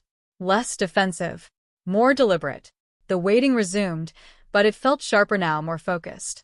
Not the endless waiting of the past, but a countdown without a visible clock. While the lab worked, investigators revisited old interviews. Voices from cassette tapes crackled through modern speakers.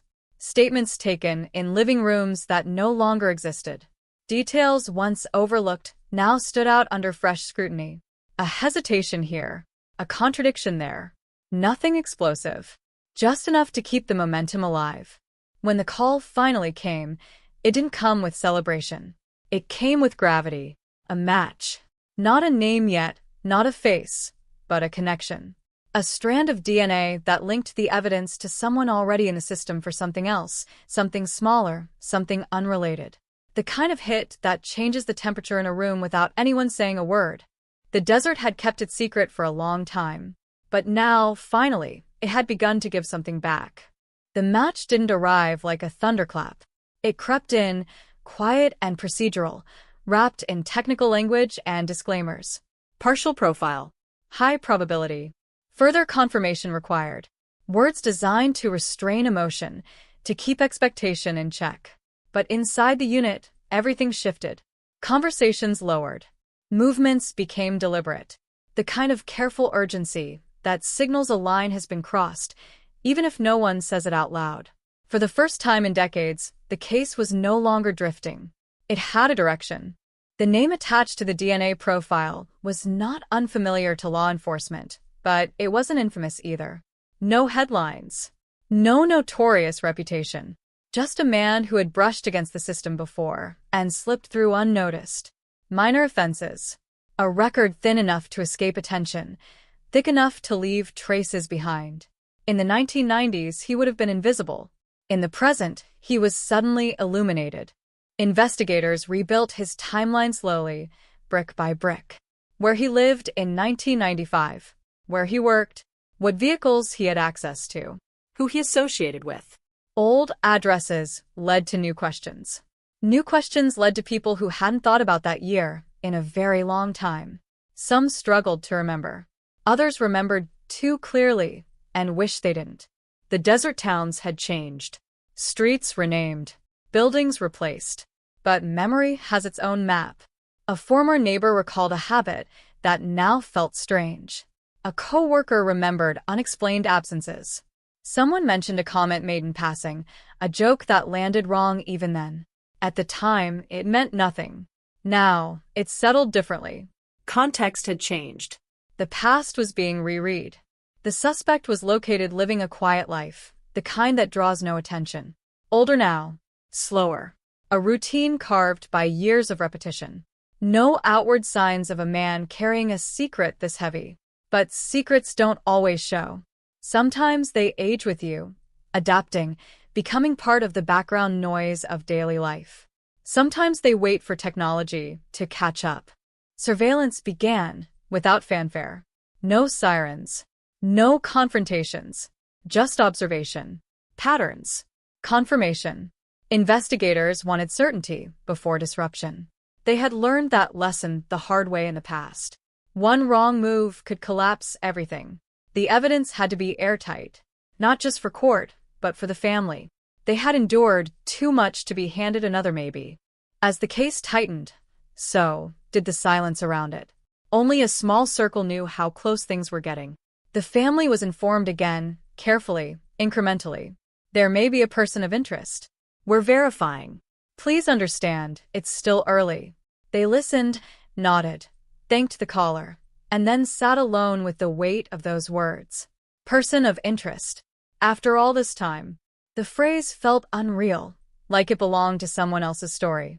Meanwhile, the lab worked again, pushing for a full profile, cross-referencing additional samples, eliminating the possibility of contamination or coincidence. Each confirmation added another layer of confidence. The probability climbed. The margin for doubt shrank. What had once been a whisper was becoming a statement. Interviews resumed, this time with sharper edges. When investigators spoke to the suspect's acquaintances, they noticed changes in tone. Defensiveness. Over-explaining. Small tells that suggested awareness, or at least fear. People sense when the ground is shifting beneath them, even if they don't know why. The suspect himself was approached under controlled circumstances. Not accused, not confronted, just questions. Friendly, open-ended. He answered them calmly at first, almost rehearsed. His recollections of the mid-1990s were vague, conveniently so. Dates blurred. Locations uncertain. It was the kind of memory loss that felt selective. When pressed gently, cracks appeared. A pause too long. A detail that contradicted a previous answer. Nothing dramatic. Just enough. Investigators didn't push. Not yet. They left, thanked him for his time, and documented everything. Sometimes the most revealing moments happen after you walk away. Sometimes the silence you leave behind does more work than the questions you ask. Behind the scenes, prosecutors were brought in early. They reviewed the evidence with a cold eye, asking the hard questions no one else wanted to hear. Would this hold up? Was the chain intact? Could the defense argue degradation, coincidence, alternative explanations? Every vulnerability was examined, not to undermine the case, but to strengthen it. If this was going to happen, it had to happen once. The family waited. Again. But this waiting was different. It carried a shape, a direction. They found themselves imagining things they had stopped allowing years ago. A courtroom. A name spoken out loud. An explanation, however incomplete. They were careful not to let hope run too far ahead. Hope had hurt them before. Still, it crept in quiet and insistent. When the decision was finally made to move forward, it came with a sense of finality. Warrants were drafted. Arrest plans coordinated. Notifications prepared. Everything aligned around a single moment, a line drawn between before and after. The desert air, indifferent as ever, waited. The arrest itself was unremarkable on the surface. No chase. No resistance. Just a knock, a conversation, handcuffs clicking closed after years of freedom. For the suspect, it was a shock that arrived late, but not unexpected. For investigators, it was a release of tension they hadn't realized they were carrying. For the family, it was a call that changed the sound of the world. They were told simply, an arrest has been made. Charges are forthcoming. More details will follow. There were no speeches. No declarations of justice. Just facts. Solid, undeniable facts. Some cried. Some sat in silence. Some felt nothing at all, their emotions too exhausted to respond immediately. Closure doesn't arrive all at once. Sometimes it limps in. News spread quickly once it broke. Headlines resurfaced. The case name reappeared after decades of dormancy. People who had forgotten remembered. People who had speculated recalibrated. The community reacted with a mix of relief and disbelief. So long. So close. So quiet. The idea that the answer had been living among them all this time was unsettling. In the days that followed, details emerged carefully, filtered through legal necessity. The evidence, the match, the timeline. Each revelation reshaped the narrative that had lived in the public imagination for years. Some theories dissolved instantly. Others twisted into something darker. The truth, as always, was less cinematic and more disturbing in its ordinariness. For the family, the story was still unfinished. An arrest is not an ending. It's a beginning of a different kind. Court dates loomed. Testimony awaited. Old wounds would be reopened in the service of something like justice. They braced themselves for it, knowing that the price of answers is often pain. But there was also something else now. Something they hadn't felt in a long time. The sense that the search, the endless, grinding search, had finally reached a turning point. That the desert had spoken. That the years had not erased everything. That even forgotten evidence, left untouched for decades, could still carry the weight of truth. And as the case moved forward, one thing became clear. This wasn't just about solving a crime. It was about time itself, about what it takes and what it gives back, about the long arc between loss and understanding. The desert had held the secret, but it hadn't kept it forever. By the time the first pretrial hearing arrived, the case had already begun to feel heavier than the courtroom that held it. The walls were neutral, designed to absorb sound and emotion, but they failed. Every footstep echoed. Every cough felt amplified.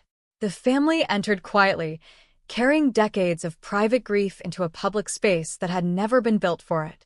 Across the room, the man in custody sat with his attorneys, posture controlled, eyes forward, the careful stillness of someone who knows the cameras are watching even when none are visible.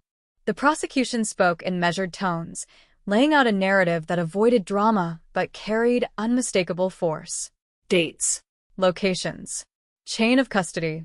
The science behind the DNA match, explained not as a miracle but as a method, precise and unforgiving. There was no need for embellishment. The facts had waited long enough. When they were spoken aloud, they landed with the dull thud of inevitability.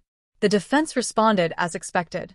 Questions about degradation, about contamination, about how evidence stored for decades could still be trusted. Their arguments were technical, strategic, designed to introduce doubt where certainty had begun to settle. It was their job. Everyone in the room understood that. Still, each suggestion felt like a small reopening, a reminder that nothing was finished yet. Outside the courtroom, reporters gathered, hungry for soundbites that would compress years of silence into a few sharp lines. Cold case solved. DNA breakthrough. Family waits for justice. The phrases were familiar, almost interchangeable, but for those living inside the story, they felt inadequate. This wasn't a headline. It was a slow collision between past and present, and it was far from over. Behind the scenes, investigators continued to work, even as the legal process took over. They reviewed interviews again, listening with new ears now that the suspect's name was no longer hypothetical. Old recordings revealed pauses that now sounded deliberate. Statements that once seemed harmless now carried weight. The case was tightening from every angle, not out of obsession, but out of respect. They owed the truth their full attention. The family began to speak more openly among themselves. Memories surfaced that had been buried for years, sealed away to make daily life possible. They compared notes, filling gaps, realizing how differently each of them had carried the same loss. One remembered a phone call that never sat right. Another recalled a detail dismissed at the time as coincidence. None of it changed the facts, but it changed how they understood their own history. The past was no longer frozen. It was moving again. As motions were filed and dates scheduled, the suspect's life outside the courtroom unraveled quietly. Neighbors noticed his absence. Questions spread. Someone recognized the name in the news and felt a chill of recognition. Others were stunned, unable to reconcile the man they thought they knew with the accusations now attached to him. This is how shock travels through a community, not as an explosion, but as a ripple, unsettling and slow. The prosecution prepared witnesses carefully. Experts rehearsed explanations, knowing that clarity would matter more than complexity. Family members were offered support, counseling, space to decide how involved they wanted to be. No one was forced to speak. No one was rushed. After so many years of being unheard, their autonomy mattered. When the defense requested additional testing, the lab complied without protest. Transparency was essential. Every result came back consistent. Every confirmation reinforced the same conclusion. The science did not waver. If anything, it grew louder with repetition. The margin for alternative explanations narrowed until it was almost theoretical. In private moments, some investigators allowed themselves to reflect, not on triumph, but on time, on how close this case had come to being lost forever, on how many similar files still sat untouched, waiting for someone to look again. This case had not been solved by luck alone. It had been solved by patience, by persistence, by the refusal to let a file remain just a file. The family attended another hearing, then another. Each one chipped away at the distance between them and an answer. It was exhausting. Emotionally, physically. But there was also a strange steadiness to it. A rhythm. For the first time since 1995, they were moving forward with the case instead of standing still beside it. As the trial date approached, the weight of what lay ahead became impossible to ignore. Testimony would be public. Details would be spoken that had never been shared outside investigative rooms. The loss would be dissected, examined, argued over. There was no way through it without pain. But there was also no way around it. Truth, once summoned, demands to be seen. The desert, unchanged and indifferent, remained where it always had been. It had kept its silence for 27 years, not out of malice, but out of nature. Evidence doesn't speak unless someone learns how to listen. And now, at last, the listening was impossible to ignore. What began as a trace on a swab had become a reckoning. Not just for one man, not just for one family, but for an entire stretch of time that had refused to stay buried. The case was no longer cold. It was alive, volatile, and moving toward an end that no one could yet fully imagine. The trial began without ceremony, the way most life-altering events do. No music, no dramatic announcement, just the quiet calling of a case number that carried more weight than anyone in the room wanted to admit. The jury filed in, strangers tasked with holding decades of history in their hands, instructed to listen without emotion, to judge without bias, to compress 27 years of absence into a verdict measured in hours of deliberation. Opening statements traced familiar ground, but the ground felt different now that it was being walked again. The prosecution framed the case as a story interrupted, not unfinished. A life cut short. A family left suspended in uncertainty. Evidence that waited patiently for technology to catch up. They spoke plainly, deliberately, knowing that restraint carried more power than outrage. This was not a performance. It was an accounting. The defense followed with an alternative narrative built on erosion. Memory fades. Evidence ages. Investigations change hands. They reminded the jury how easy it is to believe in certainty when time has softened its edges. Their words were careful, designed to plant questions without offering answers. Doubt, they argued, was not the enemy of justice. It was its safeguard. Then the witnesses began. The first voices belonged to those who found what was left behind. Responding officers described the scene as it had been in 1995, their recollections sharpened by repetition and dulled by time. They spoke of conditions, of locations, of what was missing as much as what was present. No dramatics, just facts. But facts, when stacked high enough, begin to feel like pressure. Forensic experts followed, translating science into language meant for understanding, not intimidation.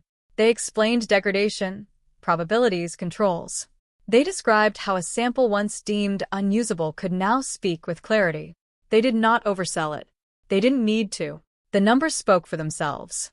The match was not perfect because perfection doesn't exist in science. It was overwhelming because nothing meaningful stood against it. When the family took the stand, the room changed. Not audibly. Emotion doesn't always announce itself. But shoulders stiffened. Pens paused. Even the air felt heavier. Each testimony was different, shaped by personality, by memory, by survival.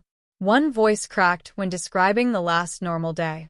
Another remained steady, recounting years spent waiting for a knock that never came. There was no script for this part. Just truth, uneven and human. Cross-examination tested them gently, then more firmly. Not out of cruelty, but necessity. The system demands resistance. Still, every question that revisited the past felt like reopening a door that had never fully closed. The family answered anyway. They had lived with the questions for decades. Answering them now, under oath, felt like reclaiming something that had been taken. As the days passed, patterns emerged. Timelines aligned. Gaps narrowed.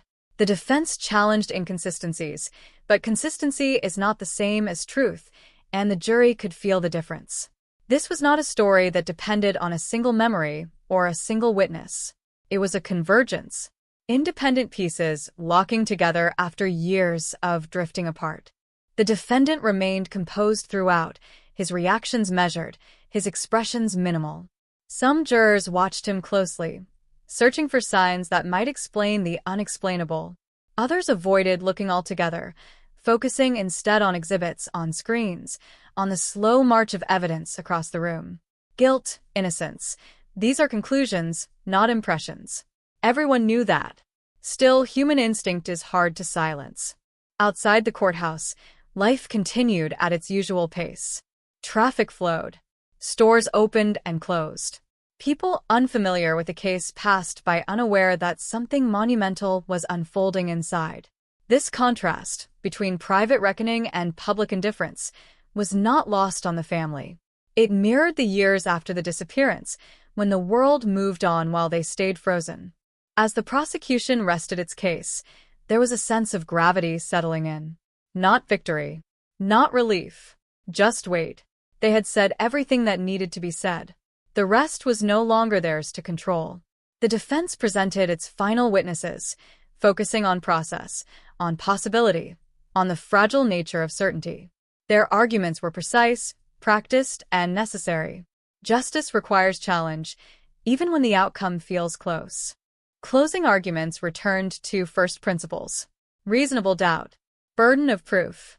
The responsibility of deciding not just what might have happened, but what did. The prosecution reminded the jury that time does not erase truth. The defense reminded them that time complicates it. Both were right. That was the tension at the heart of the case. When the jury was dismissed to deliberate, the courtroom emptied slowly. No one spoke much. Conversations felt inappropriate. The family sat together, close but not touching, as if any movement might disturb something fragile in the air. They had done everything they could. For the first time in nearly 3 decades, the outcome was no longer suspended in mystery. It was in the hands of 12 people who had listened carefully, who now carried the final weight of a story that refused to stay buried. Whatever happened next, the silence would never be the same again. The wait stretched longer than anyone expected. Minutes blurred into hours, each one heavy with the awareness that a decision was forming somewhere behind a closed door. The jury room, unseen and unheard, became the most important place in the building, a small enclosed space where fragments of testimony were being replayed, reweighed, tested against one another. Outside, time moved differently. Every glance at the clock felt accusatory, every shuffle of papers too loud. The family stayed close, bound together by something stronger than conversation. They had learned long ago how to sit with uncertainty, how to breathe through it without collapsing. This was familiar territory, and yet it wasn't. Before, the waiting had been endless, shapeless.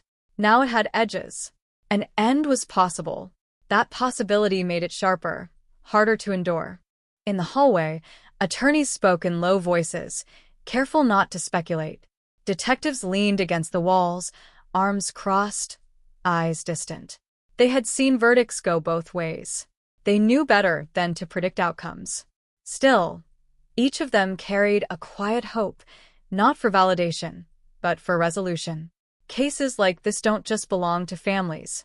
They belong to everyone who touched them, everyone who carried them forward when it would have been easier to let them fade. Inside the jury room, the discussion moved slowly at first. Jurors revisited instructions, clarifying language that suddenly felt more significant than it had when first read aloud. Reasonable doubt. Beyond a reasonable doubt. Phrases designed to guide judgment now bore the full weight of consequence. They reviewed timelines, replayed expert testimony, returned again and again to the DNA evidence, not as a headline but as a process. How it was collected, how it was preserved, how it was tested, how it was verified. Method over emotion. Discipline over instinct. Some jurors spoke cautiously, choosing words with care. Others were more direct, pressing points they felt could not be ignored. There were moments of silence, long enough to feel uncomfortable, where no one wanted to be the next to speak. Not because they were unsure, but because they understood the gravity of breaking that quiet. This was not debate for sport. This was deliberation that would echo far beyond the room. Back in the courtroom, the family's thoughts drifted despite their best efforts. They remembered birthdays missed, holidays marked by absence, conversations that always circled back to the same unanswered question. They remembered hope rising with each new lead, only to be quietly dismantled when nothing came of it. This waiting felt different, but it carried the same emotional residue. Hope, they had learned, is never simple. A court officer finally appeared, posture alert, movements purposeful. The jury had reached a verdict. The words moved through the hallway like a current, subtle but unmistakable. Everyone stood instinctively, bodies reacting before minds could catch up. The family held hands now, not for comfort, but for grounding. This was the moment they had been moving toward for 27 years, whether they realized it or not. The jury filed in again, faces composed, expressions unreadable. The defendant rose. The room felt smaller, tighter, as if the walls had leaned inward to listen. The clerk asked the foreperson to stand. A pause followed, not long, but long enough to feel endless. Breath was held. Time narrowed. The verdict was read. The words were clear, unambiguous. They did not echo. They did not need to. Guilty. The reaction was not explosive. There were no gasps, no cries. Just a collective exhale, sharp and shaky, like lungs releasing air they had been holding for decades. The family closed their eyes, some in relief, some in grief, some in something too complex to name. Justice, when it arrives late, does not feel triumphant. It feels heavy. It feels final. The defendant remained still, absorbing the outcome with the same restraint he had shown throughout the trial. His attorneys placed hands on his shoulders, murmuring next steps, appeals, procedures. The machinery of the system continued forward, efficient and impersonal. Sentencing would come later. Today was about truth, officially acknowledged, formally recorded. Outside the courtroom, the news spread quickly. Cameras appeared. Microphones were raised. Words like closure and justice filled the air, repeated until they began to lose their shape. The family declined to speak immediately. They needed time away from language, away from framing. This moment belonged to them, not to headlines. In the days that followed, reality settled in gradually. Sleep came easier for some, harder for others. The verdict did not erase grief, but it reorganized it. The past no longer hovered in question form. It existed as fact. That distinction mattered more than anyone outside the experience could fully understand. Law enforcement returned to their offices, to their desks, to the next unfinished file. But something had changed. This case became a reference point, a reminder of what persistence can accomplish, of how evidence, once dismissed, can become decisive. It reinforced a lesson learned repeatedly and often too late. The past is never done with us until we face it directly. The desert remained unchanged, silent witness to what had happened and what had finally been acknowledged. It had not given up its secret willingly. It had been compelled by patience, by science, by people who refused to stop listening. For the family, the search that defined their lives was over. Not because the loss was undone, but because the truth had been named. The waiting had ended. And in that ending, there was space, at last, for something resembling peace, fragile but real, settling slowly where uncertainty had lived for far too long. After the verdict, the silence changed shape. It was no longer the hollow quiet of not knowing, but a dense stillness that pressed in from all sides, asking to be acknowledged. The family returned home to rooms that looked the same but felt unfamiliar, as if the walls themselves were adjusting to a truth that had finally been spoken out loud. For years, those rooms had been filled with questions. Now they held answers, and answers have a weight of their own. Nights were the hardest.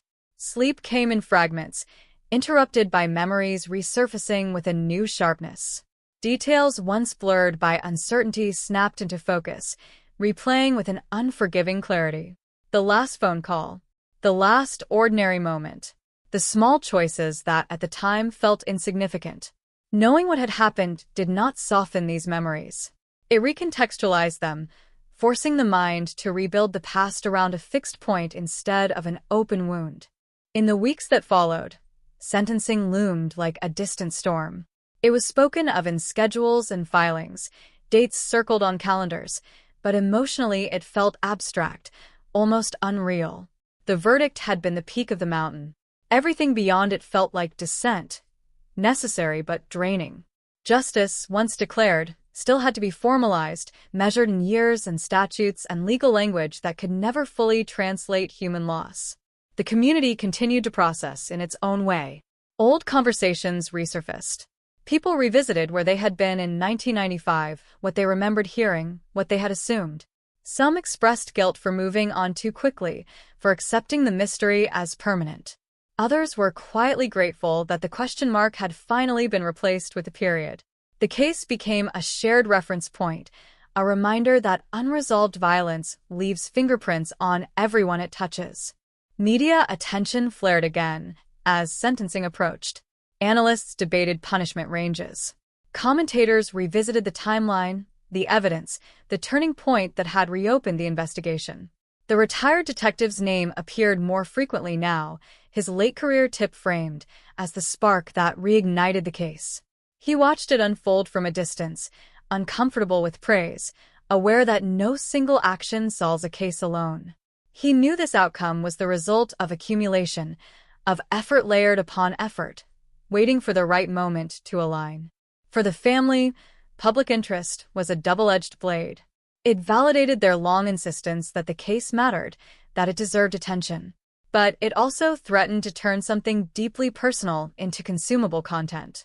They set boundaries where they could, choosing when to speak and when to retreat.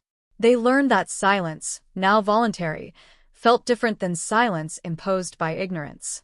Sentencing day arrived without fanfare. The courtroom filled again, familiar faces returning to familiar seats. The defendant was brought in, older than he had been in 1995, marked by years that had passed whether the truth was acknowledged or not. The judge reviewed impact statements, legal precedents, the framework that would determine how accountability would be expressed. This was not about emotion. It was about consequence. When the family spoke, their words were steady, deliberate. They did not shout. They did not accuse. They described absence. They described time lost. They described the cost of waiting, measured not in days or years, but in altered lives. Their statements were not requests for mercy or severity. They were declarations of reality. The sentence was pronounced. It carried finality, not drama. The number of years was less important than the acknowledgement embedded within it.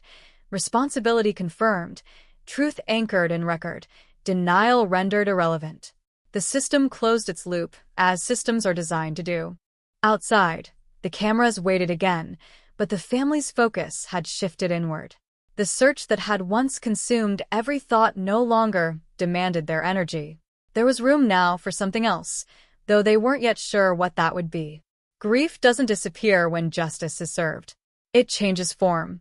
It becomes quieter, more manageable, less sharp at the edges. As days turned into weeks, the case began to recede from headlines, replaced by newer stories, newer mysteries. This was expected. It was how the world worked. But for those who had lived inside this story for decades, its impact was permanent. The truth had surfaced late, but it had surfaced fully. And in that belated clarity, something fundamental had shifted. The past could no longer threaten with unanswered questions. It could still hurt, but it could not haunt in the same way. The waiting was over. The silence, once oppressive, now felt earned. In the aftermath, time began to behave differently. The days no longer revolved around searching, calling, waiting for updates that never came. Instead, they unfolded with a strange, unfamiliar openness, as if a long-locked door had finally been left ajar. For the family, this was both relief and disorientation. For so long, their identity had been shaped by the absence, by the unresolved question that followed them into every room, every conversation. Now the question was gone, and in its place stood a truth that demanded to be lived with. They sorted through old belongings that had been left untouched for decades. Boxes stored in closets and garages, sealed not with tape, but with hesitation. Photographs curled at the edges. Handwritten notes. Clothing that still carried a faint trace of another time. Each item felt heavier now, anchored by knowledge instead of speculation. There was no longer a need to imagine multiple endings. There was only one. Final. Inescapable. Some family members found themselves talking aloud to someone who could no longer answer. Not out of denial, but out of habit. Conversations continued the way they always had, filling the silence that had once been occupied by uncertainty. Others withdrew, processing privately, struggling with the realization that the search, which had given their pain direction, was over. Grief without a mission feels different. It has nowhere to go. The community adjusted as well. Neighbors who had once whispered theories now spoke with cautious certainty. The case had become part of local history, retold not as a mystery, but as a warning. It reshaped how people talked about safety, about memory, about the danger of assuming that time erases responsibility. Parents mentioned it to their children not in detail, but as an example of why answers matter, even when they arrive late. Law enforcement quietly archived the file. Evidence logged. Reports finalized. Boxes returned to storage, this time labeled with resolution instead of hope. Detectives who had inherited the case over the years paused before closing it, understanding the rarity of this moment. Most cold cases don't end this way. Most fade into permanent uncertainty. This one didn't, and that fact carried weight. The investigators involved felt a mixture of pride and humility. Pride that persistence and technology had converged at last. Humility in knowing how easily the truth could have remained hidden. One missed decision. One piece of evidence discarded. One voice not heard. Any of it could have changed the outcome. The lesson was clear and unsettling. Justice often survives on margins.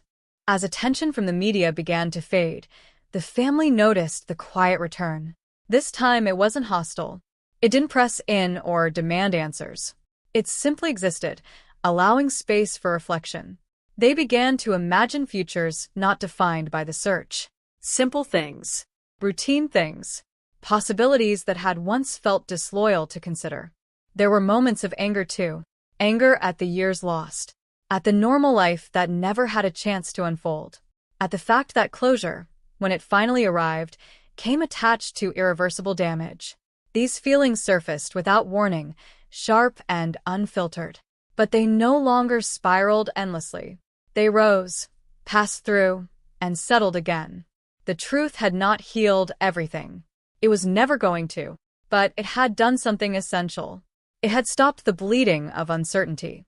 It had drawn a line between what was known and what would never change. That line mattered more than anyone outside the experience could fully grasp. As the months moved on, anniversaries felt different. Still painful, but no longer suspended in doubt. Memorials were no longer questions disguised as rituals. They were acknowledgments, statements, affirmations that a life mattered enough to be remembered accurately, honestly, without speculation clouding its end. The case was no longer open, but its impact remained active, moving quietly through lives it had shaped for decades. The search was over. The truth was fixed. And in that finality, there was a fragile, hard-earned sense of peace. Not complete, not perfect, but real enough to hold on to. Years from now, people would still talk about the case, though the details would blur with retelling. Names would fade. Dates would slip. But the core would remain intact, a reminder that the past does not stay buried simply because time passes.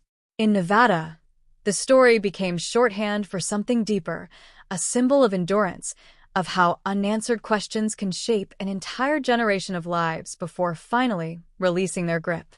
For the family, healing did not arrive all at once. It came in small, almost unnoticeable shifts. A day without waking up angry. A conversation that didn't circle back to the same memories. A laugh that didn't immediately feel like betrayal. These moments accumulated slowly, fragile but persistent, building something that resembled normalcy without erasing what had been lost. They visited the places that had once felt too heavy to approach. The stretch of road where everything changed. The courthouse steps where the verdict had been read. Standing there now felt different. The air hadn't changed, but their relationship to it had. These locations were no longer suspended in mystery. They were anchored by truth, and truth, even when painful, offers stability. The legal system moved on, as it always does. Appeals were filed, processed, denied. Paperwork continued its quiet march through offices and archives. But the outcome held. The foundation of the case, the evidence, the testimony, the convergence of science and persistence, remained intact. The truth had been tested, and it had endured. For law enforcement, the case became part of training, referenced in meetings and classrooms as an example of why evidence matters, why nothing should be discarded prematurely, why technology can transform yesterday's failures into tomorrow's answers. It served as a counterweight to cynicism, a reminder that even when progress feels invisible, it is still happening. The retired detective whose tip had reignited the investigation rarely spoke publicly. When he did, his words were careful, stripped of drama. He emphasized teamwork, patience, the importance of listening to instincts without abandoning procedure. He knew how easily stories like this could be simplified into myths of lone heroes and sudden breakthroughs. The truth was less cinematic, more demanding. It required time, humility, and the willingness to revisit uncomfortable ground. The family found new ways to honor the life that had been lost. Scholarships, quiet acts of charity, traditions carried forward with intention instead of sorrow. These gestures were not about moving on. They were about moving with the past, integrating it into a future that no longer felt frozen. There were still difficult days. Triggers appeared unexpectedly. A new story, a song, a familiar phrase. Grief does not operate on a schedule, and it does not respect resolution. But it no longer dominated every waking thought. It coexisted with other emotions, making space instead of demanding it. The community's memory of the case shifted as well. It was no longer just a cautionary tale about violence or loss. It became a story about accountability, about the long arc of justice bending slowly, but decisively. People referenced it when discussing unsolved cases, when debating the value of reopening old files. It stood as evidence that persistence is not futile, even when results take decades to appear. In quiet moments, the family reflected on the years spent searching. They wondered who they might have been if the truth had come sooner. These thoughts carried sadness, but not bitterness. The answer, they realized, didn't matter anymore. The past could not be rewritten. What mattered was that it had finally been understood. As seasons changed, the weight of the case continued to lessen, not because it was forgotten, but because it had been placed where it belonged, in the past, acknowledged and named. The silence that followed was no longer empty. It was full of memory, of meaning, of a truth that could no longer hide. The story does not end with a gavel striking wood or a sentence read aloud in a silent room. It ends much more quietly, in the spaces left behind when a mystery finally releases its grip. Long after the cameras are gone and the headlines fade into archives, the truth continues to exist, steady and immovable, shaping the lives that must now learn how to live without the weight of not knowing. For the family, mornings arrive differently now. There is no reflexive urge to check for updates, no habit of scanning the past for clues that might have been missed. The search that once defined their days is over. What remains is memory, unchanged, imperfect, deeply human. They speak the name that was once wrapped in uncertainty with a new kind of steadiness. It no longer carries a question mark. It carries history. They visit the grave without needing to imagine alternative endings. There is grief there, still raw in places, but it no longer feels suspended in midair. It has somewhere to land. The truth has given it weight, and weight, paradoxically, makes it easier to carry. They stand together in silence, not because words are forbidden, but because none are required. In the wider world, the case becomes a reference point. Investigators cite it when advocating for cold case funding. Prosecutors mention it when explaining the value of evidence preservation. Families of other victims see it as both hope and warning. Hope that answers are possible, warning that they may take longer than anyone is prepared to wait. The case does not promise miracles. It promises persistence. The evidence that once lay forgotten now exists as proof of a simple, unsettling reality. The past is patient. It waits. It does not forget. And when the conditions are right, when science advances and people refuse to let go, it speaks. Loud enough to be heard, clear enough to be believed. The desert where it all began remains unchanged. Wind moves across the same ground. Shadows fall in familiar patterns. Nothing in the landscape marks what happened there decades ago. And yet something fundamental has shifted. The silence no longer hides a secret. It holds a truth that has already been told. For those who carry the case for years, detectives, analysts, advocates, there is a quiet satisfaction, tempered by humility. They know this outcome is rare. They know countless other files will never reach this point. But this one did. And that matters. It stands as evidence that time alone does not erase responsibility. Only truth can do that.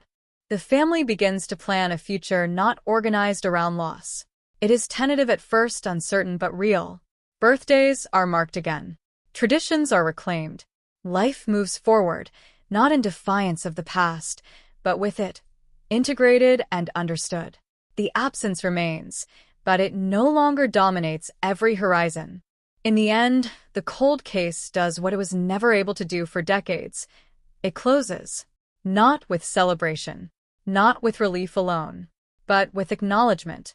A life taken, a truth uncovered, a waiting finally brought to an end.